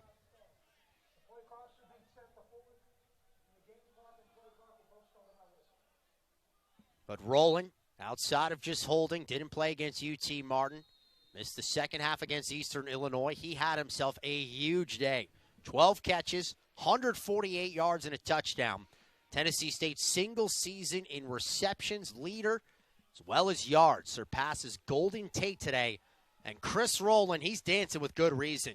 And a lot of that in the second half, Dylan. The second half has just been, just a complete reversal of what we saw in the first half, with Tennessee State coming out of the locker room with a good game plan on what Tennessee Tech was doing, and Tennessee Tech not being able to do anything with it in the second half. Tennessee State scores 27 unanswered in the second half, and they defeat the Golden Eagles 37-27. A nice win for Rod Reed and his coaching staff, as Tennessee State ends the year 3-9 overall.